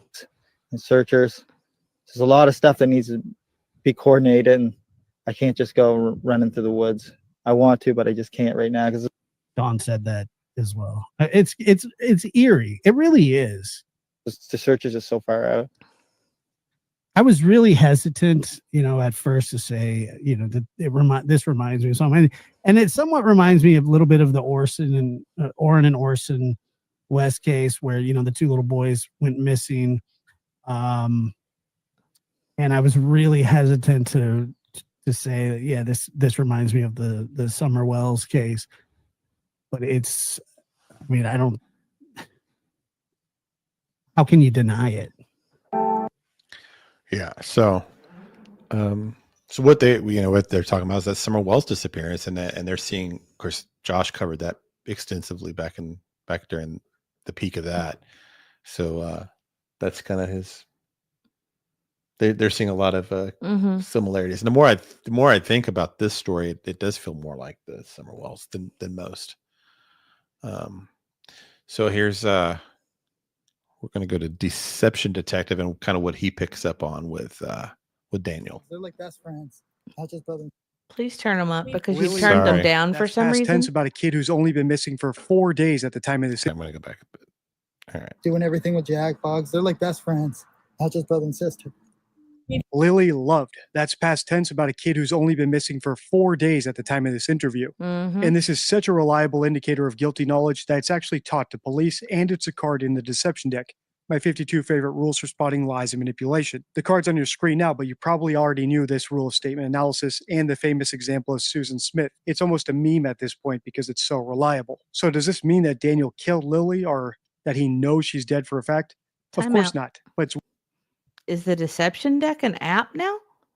He has it as an app. Yeah. That's awesome. Yeah. Okay. Sorry. It's less expensive than the physical Well, cards. there you go, guys. You can get the app. That's awesome. Okay, go ahead. one red flag among many red flags that we've seen in these 2 parents. And as I said at the end of my last video, my theory right now is that the kids wandered off because the parents were getting high or getting drunk or just being generally neglectful. So when they lie to us now about what happened, it's because they have attendant guilt, not necessarily that they committed some sort of first-degree murder. Although, to be fair, when I said that in that last video, I didn't know that the kids have been missing from school for an entire week. And I'm still holding out hope for the best, but this is reminding me a lot of the Summer Wells case, which I'll link on the end card so you can see for yourself why. If you want to continue this series, let me know by like. Yeah, so that's that. And I meant to, there was one other clip And I wanted to play from the there was, lab. I need to go back and find it, and I forgot to prep it. Let's see. Just River P2 said that they run to the bathroom. So that's funny. I just wanted to let you know. I think that's funny. So, so deception detected there is picking up on the past tense. Most of these people have been picking up on that. It's the switching. Yeah. Somebody said they wondered if the sniffer dogs went to the sawmill. That's a great question, Meep. And I like that name. That's kind of funny. Meep. It makes me think of the Muppets. Meep.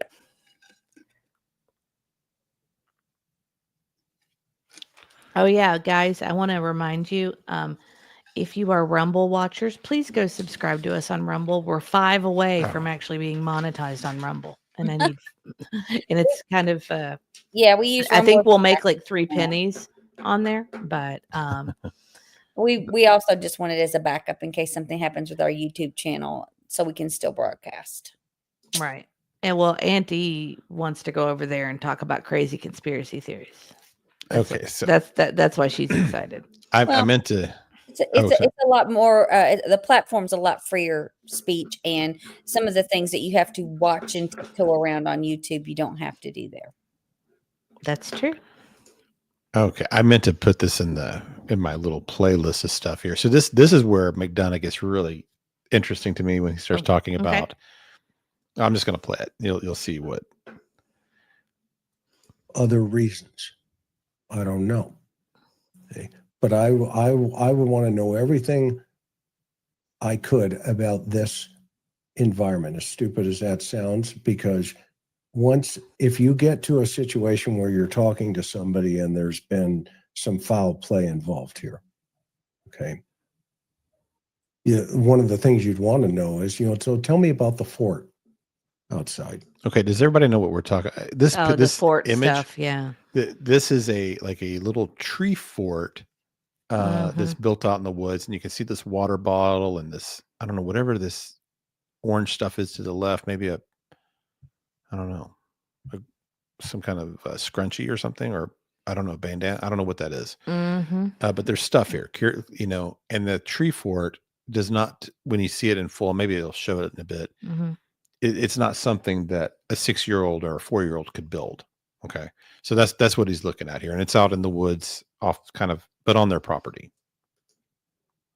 And those are the kind of questions, when you throw that at somebody with jeopardy internally, they're not expecting that question. They're expecting to answer the question about the house, about the yard, about the environment. Okay. But I want to know about this, because I've seen too many cases where children are taken to controlled environments, i.e. under stairwells, in the backyard. Remember, these guys that are problematic for children or parents or whoever, okay, don't necessarily always do it right there on the spot in the house. Okay. They create secondary environments. And this would be what could potentially be considered a secondary environment. Because the news caught this. The news went up to this little tree line here, and it's obviously not made by a 6-year-old or a 4-year-old. Okay. So who's making this? Is it the stepdad? Is it the uncle? Who is it that's making this? I mean, pull back again. It's somewhat of a sophisticated, place. Yeah, no, not to be. Hold on, go back. You can Go back. Bob Barrow says, do you see the knife stuck in the plywood? No. Zoom in. Oh. Is there a knife? Ooh, see a knife? We're so blind, you know. No, I don't. Oh yeah, I do. I do. Oh, yes, right See there. yeah, something's sticking up right there. I see what Can you she's. circle it with your mouse so people can see? Does she mean right there? Yeah. Yes. I don't know if that's a knife or just.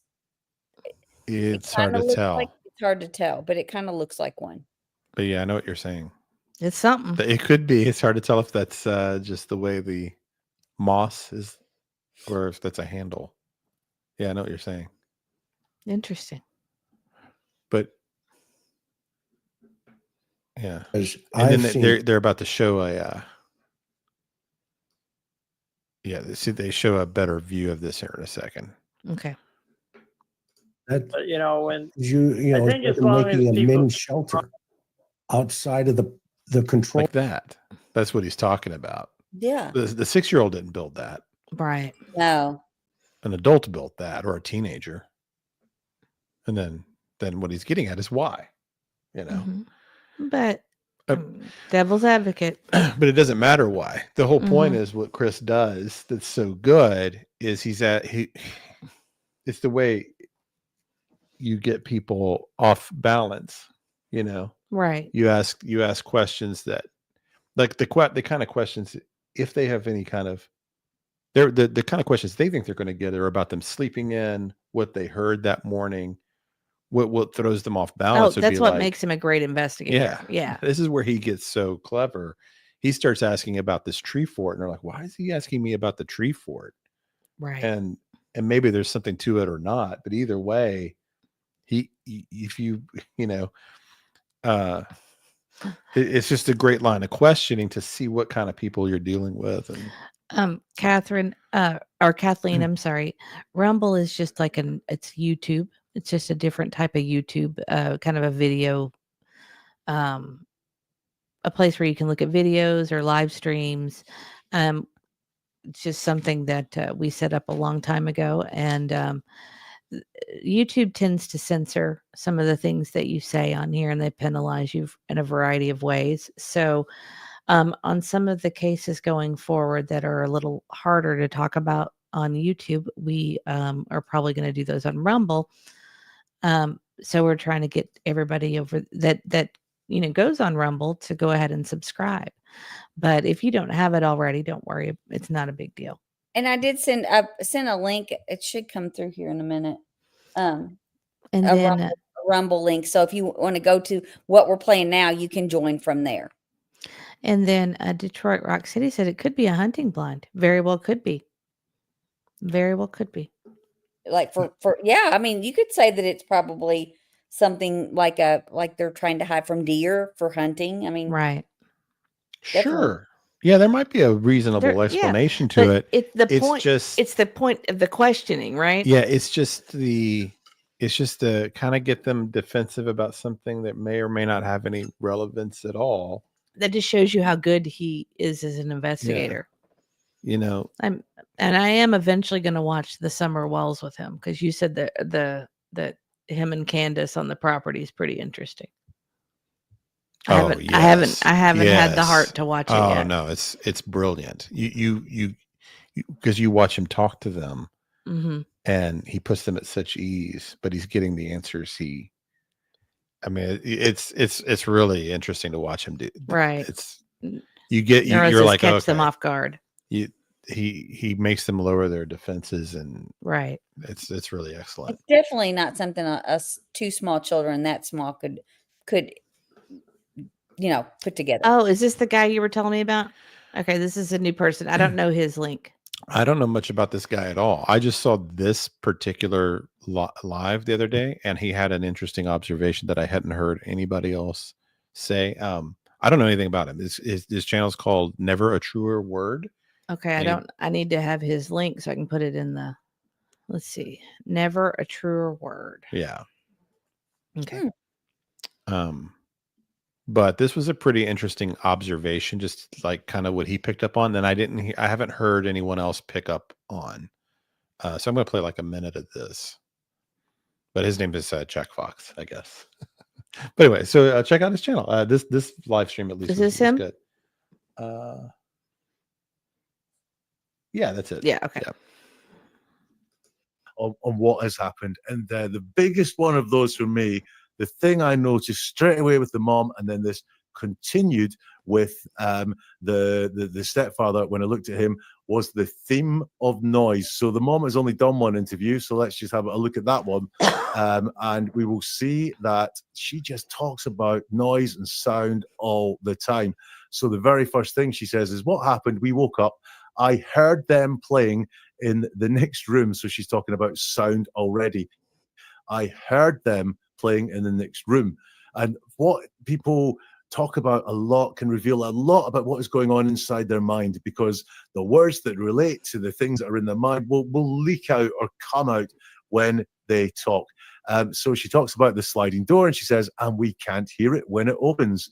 The next thing we knew, it was quiet. So you can't hear the door, and then it was quiet. So she's talking about sound continually. And then she says, I said to Daniel, I tell him, do you hear the kids? So again, we have this sense of noise there. Do you hear the kids? Then she talks about the children, and she says, they're both really go-lucky children. They're so sweet. They talk to anyone. They'll talk your ear off. So we have so much there about sound from the mom. They'll speak to anyone. So again, we have sound going on there from the mom. And is that the last thing? People texting me saying they haven't aware of anyone else. I haven't heard from anyone else. So again, we've got from the mom more about the theory of the concept of sound. Anyway, I just thought that was interesting that he was kind of picking up on noise sound. and sounds and the sliding door and waking them up and talking your ear off. All these kind of Yeah. That is weird. It was just an angle I hadn't heard anybody else say. And then there's the video of Lily screaming, mhm. For Jack's birthday, And- which a lot of people were, felt was very off-putting, I guess. But the way I saw it, it was just a really excited little girl. I've seen many little girls who just scream like that. Oh yeah. Yeah. Oh, hi, John Q. Welcome in. Hey, John Q. Good to see you. The sound thing too, like what, how she says they'll talk your ear off. Mm-hmm. That's not really a positive thing to say. No, it's not. And that's another one of those kind of things where they if something has happened to the kids, where you kind of start to paint the children in a negative light. Mm. I don't know. I don't think that that's necessarily too negative. I think she was just saying they're outgoing. Yeah. That's just a way to say they were outgoing. They'll talk your ear off. I don't look at it as a negative. Well, if you trust statement analysis, though, he's got a good point that there's a lot of things that involve sound here. I mean, so maybe I agree with Ginger. She's setting it up more so to say that, to make it sound like there was an abduction, like they didn't meet a stranger. They go to people, they talk your ear off. I'm looking at it in that respect, that she was making them sound like they didn't meet us. She even said that they don't meet a stranger or something like that. She made that comment. So I think that's the point for those comments. Is to set up that narrative. Kathleen said she downloaded the Rumble app. You're so sweet. Thank you. Thank you. Yeah, I mean it does seem like they are really trying to push the abduction thing, and that's what the whole Amber Alert thing was about, because what they say is that they want the Amber Alert out there so that there's more people aware. But the story is worldwide. Mm-hmm. I mean, anybody knows this story, and they sent out the alerts for the vulnerable children anyway. So it's not like the story wasn't getting pushed, because my understanding was people in Canada were getting alerts about this everywhere when the kids went missing. So it really had nothing to do with more awareness. Mm-hmm. And they're not really, or at least the mom isn't doing anything for awareness, because she's only talked to the media once. Mm-hmm. I have a question. Of all those tabs, have you gotten through all of them, or were you even close? I did them all. I'm so proud of We you. did all the tabs. He had 15 tabs, y'all. So that was Oh, we have to ask John Q. John Q, what was your first car? And Ginger Farab was not here for that too. We were talking about our first cars. John says he's been watching this case very carefully. There's a lot of red flags regarding it. Something about the dates are not adding up for me. Yeah, I agree. There's Oh, thank you, Becky. Becky's following us on Rumble now too. Yay. No, Kathleen, there's a lot of good people on Rumble that you may not see on YouTube. I kind of wanted to just do the live like this tonight, kind of just focusing a little more on people that are varying qualifications and professions Just on the hearing topic. what they say. And I mean, and there's no hearsay, there's no rumors. It's just they're just covering the statements of what the parents are saying. So that's kind of interesting too. and they're not really going all in on a lot of it either, other than they are seeing, I think all of them are seeing some kind of problem with the house. But it can mean a lot of things. What that means is it just means that people have answers, it seems like. Oh, thank you, Show Poodles. I didn't even see you. Nice to see you, Show Poodles. And Little Red said, so why all the cars the day before? Did any of those people see the kids that day? I guess we don't know for sure that happened. Did we read somewhere tonight that they won't confirm that party? Yes. Yeah. So that we read somewhere that Ellie has not confirmed it. yeah. So they're not confirming the party. And Neuro said, not. Mr. E, will you do audio? There is interesting stuff in there, especially on day of missing second, later in day from 7 p.m. I could say, but rather you listen. We might do that. We could do the I assume the dispatch is what they mean, right? I actually got I actually bought a subscription to that. It's just it will be one sentence or two sentences and then 20 minutes of silence and then one or two sentences and then 5 minutes of silence. So it takes a while to put all that together. I do believe some people have put the audio together though. I have heard a few people cover it in different ways, and there are some interesting things on the dispatch. So we've thought about doing just a stream on that topic. Right, just on the dispatch, yeah. Yeah. And then someone said 35 interviews to be done. That's a lot of people for a sparse area. Well, that's what we said. It's about a third of the community. Yeah. And Sunset said, wasn't there 35? Yes, that was what we heard. Right. That was from a news source. I mean, that makes me think it's a party. Yeah. I mean, that points to that for sure. That's what I kind of, if I had to guess, I would say that some of those people were at the house that week partying. But I don't know. I mean, we can't prove that for sure. No, we can't. Okay, I didn't see Ginger Farab tell us what her first car was. Or John Q. John Q. Nope. I think Plunder did Plunder did do the audio. Yes.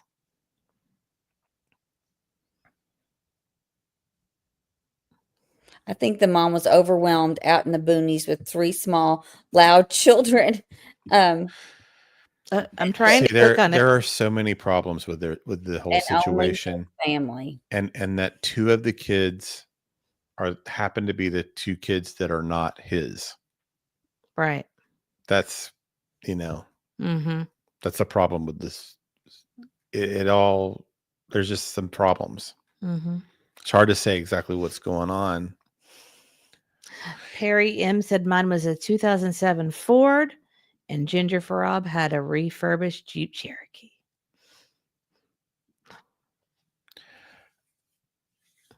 Thank you for sharing. We've been having fun with that. Something else I had meant to talk about, I think the last time, and I didn't do it, was there's the concept of bicameral thinking.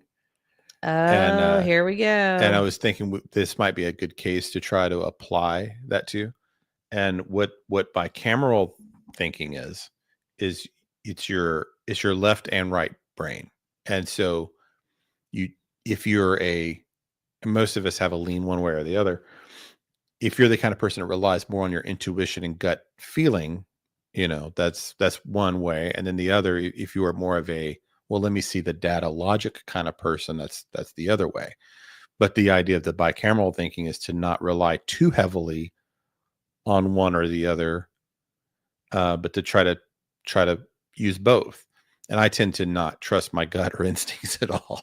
So that's usually not my go-to on gut instinct. But the idea would be that if you look at a case like this, to ask yourself, when you see the interviews, when things happen, when you first look at it, what's your instinct? What's your gut tell you? But not just rely on that. Then to go, okay, now let me see what the facts are and the logic, and see, do the two balance and line up. And because I don't usually like to rely on my instincts that way, or I'm not intuition. I don't rely on that like that. It's not as natural for me. So for me, looking at this, I started thinking like, what were my first really impressions of this? And my off the first view of all of it is I didn't believe the mom at all, and I kind of liked the stepdad, and kind of had some sympathy for him. That was just kind of my gut instinct on it. I don't know how that'll play out with the facts of everything, but that's just kind of that was my first impression of the knee-jerk family. reaction. Yeah. And we actually did there's an article about bicameral thinking on our Patreon, if you want to go over there and read that. Let's see. Oh, good night, Detroit Rock City. Question for you. I'm sorry, Lisa's question. Missy, I have a question for you. That's very beginning. The mother spoke about the children, I believe, were in the process of being assessed for autism here in Canada. Unless it's severe, they do not. Oh, really? Okay. So that's another. That's something else that's different. I mean, because here, if you suspect any kind of learning disability, regardless of what the label is, that you can ask for testing. As a parent, you can because early intervention is a big thing over here. Right. Yeah, they try. That's unfortunate, really. Yeah. Oh, they do not get assessed until they've started school, and then the school will recommend it. Is it the same in the U.S.? No. Pediatrician here. Our pediatrician alerted us to our son's issues. Yeah. Because we were first-time parents, and we didn't. Well, it's a long story, but he changed virtually overnight. Virtually overnight. But we won't get into all that right now. But once we noticed the change and alerted the doctor kind of said, okay, I think we need to refer you to. And we went to speech therapist, occupational therapist, physical therapist, ABA. Well, ABA was later, but those were the first ones that we went to and got evaluated. It was the amount of evaluations was, I got to a point to where I never wanted to set foot in a doctor's office ever again. Right. Ever. I got so tired of it because we were there every day. Little did we know that we would be at a doctor's office our entire relationship. Right. Yeah. Anyway, and Teresa said her first car was a 1961 Ford Galaxy. Who was that pointed out about the autism not being diagnosed till school? That was Lisa Opinion. Well, that's why it's so great to have the Canadian audience joining us. It's so helpful to understand. Right. I know that I had heard several times people were like, they almost looked at it like disparagingly toward the mom for not getting on it sooner. Right. Because here, that's kind of the way you would view it, because you would assume that that if the signs were there, that the doctors have been probably recommending it since they were 2, 3, or 4 years old. Mm-hmm. But if it's incumbent on the school, I also don't think that's a whole different situation. Her description of them does not sound like children with autism. If they don't meet a stranger, they talk to everyone. They talk all the time. You don't know. I mean, yeah, you don't really know, but They're that's not, little. it's not necessarily a trait that you see in autistic kids. Yeah, that's true. And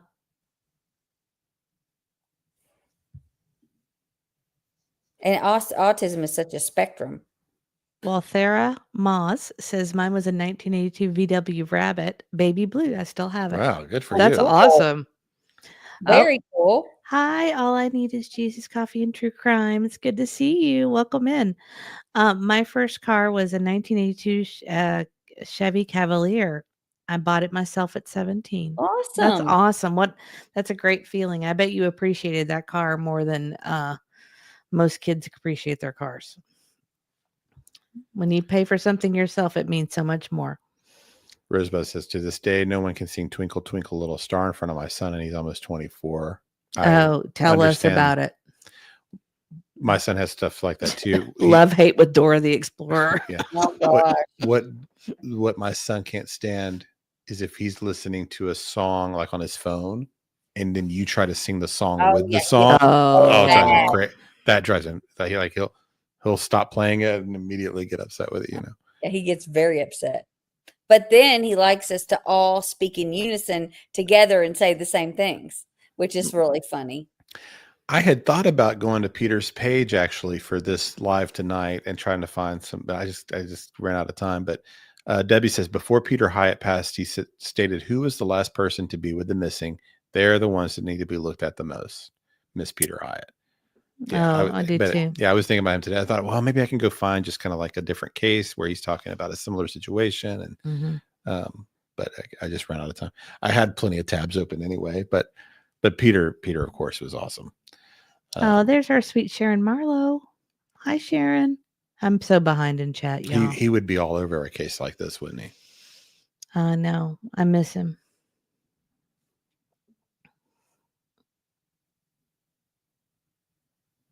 I'm really far behind. I'm just slowly reading everybody's stuff. Little Red said, I guess we don't know what Canadian healthcare covers and when for testing. That's a autism. great point. That's a great point. That's an argument against public health, right? Right. And I had a friend that was Canadian who moved to the United States because he had difficulty getting the treatments he needed for his condition. And John Q said this case reminds him Mm-hmm. of, I'm sorry, I hit it and I hit the classic Insincere West case out of California. Absolutely. Yeah. It's interesting. I don't know if Peter Hyatt did the summer case. I would say he that's did. funny.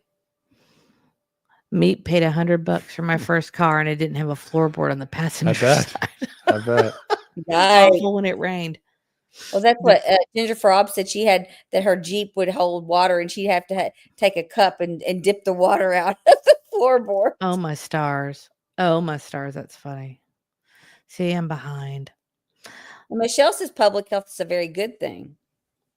Well, it was he was having to wait for a particular surgery that he needed. Now this was, I don't know, 20 years ago. No, longer than that. How long have we? Okay, let me think. Like 23. My friend that you don't know. Oh. Somebody I used to I didn't work with him, but I had to work with him. Like he was like a client. But he moved here from Canada specifically because he needed particular treatments that he could not get approved there. And that he would always tell me that he loved the United States because you could because you had choices in healthcare. Real Me Too says, was it a Flintstones car? That's funny. Well, I think it's time to wrap it up. Aunt E is an hour ahead of us, and I'm sure she's sleepy, and I know she's got to leave early in the morning. I do. I have to get up early. Still got. She's got a big day tomorrow. Yeah. Yeah. So thank you so much for being here. And I don't know when we'll be live again, but we will definitely be back for Megan Boswell. Well, that will be on the 22nd at 1:00. The sentencing starts at 1:30. So we're going to be there at 1 so we can kind of do a recap and say hello to everybody. But All anyway, right. You're so bad at wrapping it up. I Just am, wrap it I am. up. I was just turning off the lights. Just turn the lights off and let's go. Thank you so much, everybody. You guys have been great. Thank you for all the. I mean, we've got the best audience out there, and thank you to the mods. I mean, we've got such a bright, sharp audience that you could just really. We don't even have to do a show. We could just read the chat and talk about this case. I know. Look it at would be great. this. It's gone 5 a.m. in the UK, but worse. Oh, I'm so sorry. That is the sweetest thing I've heard all day. That made my night. Thank you so much. Nerdy. We'll try to do a daytime stream sometime for you. So, well, we're doing one next week. Well, we are. Megan Boswell. Yes. Well, we appreciate you guys. We know you can be anywhere, and we appreciate you hanging out with us tonight. And let's see what else. We'll see you. Is it Thursday? Yeah, I think it's maybe Thursday. Before. Who knows?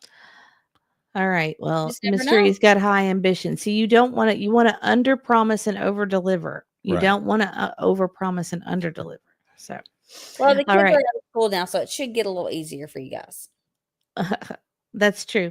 Not quite. We got a few more days on. It's weird. All the kids got done at different days. It's bizarre. Yeah. Well, we appreciate you all, and we appreciate your beautiful orange hearts and prayers. And anything else? No, you guys have been awesome. Thank you for hanging out with us. And thank you to our mods and to our members and subscribers. And thank you for coming to visit us. Thank you, John Q, for coming to visit us. And we will see you guys next time. Good night, everybody. Good night.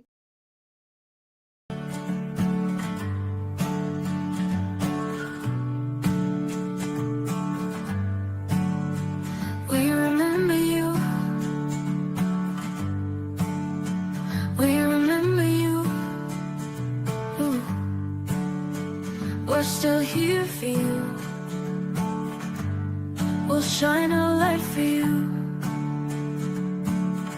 We're holding on a hope for you.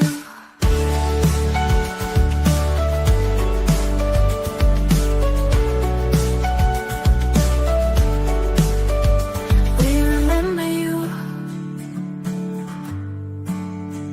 We remember you. Ooh. We're still here for you. We'll shine our light for you. We're holding on a hope for you. We're holding on a hope for you. Ooh. We remember you.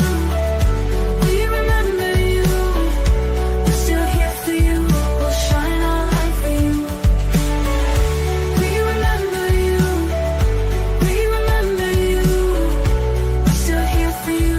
We'll shine our light for you.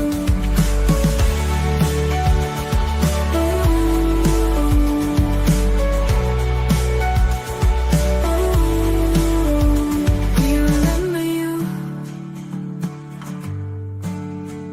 We remember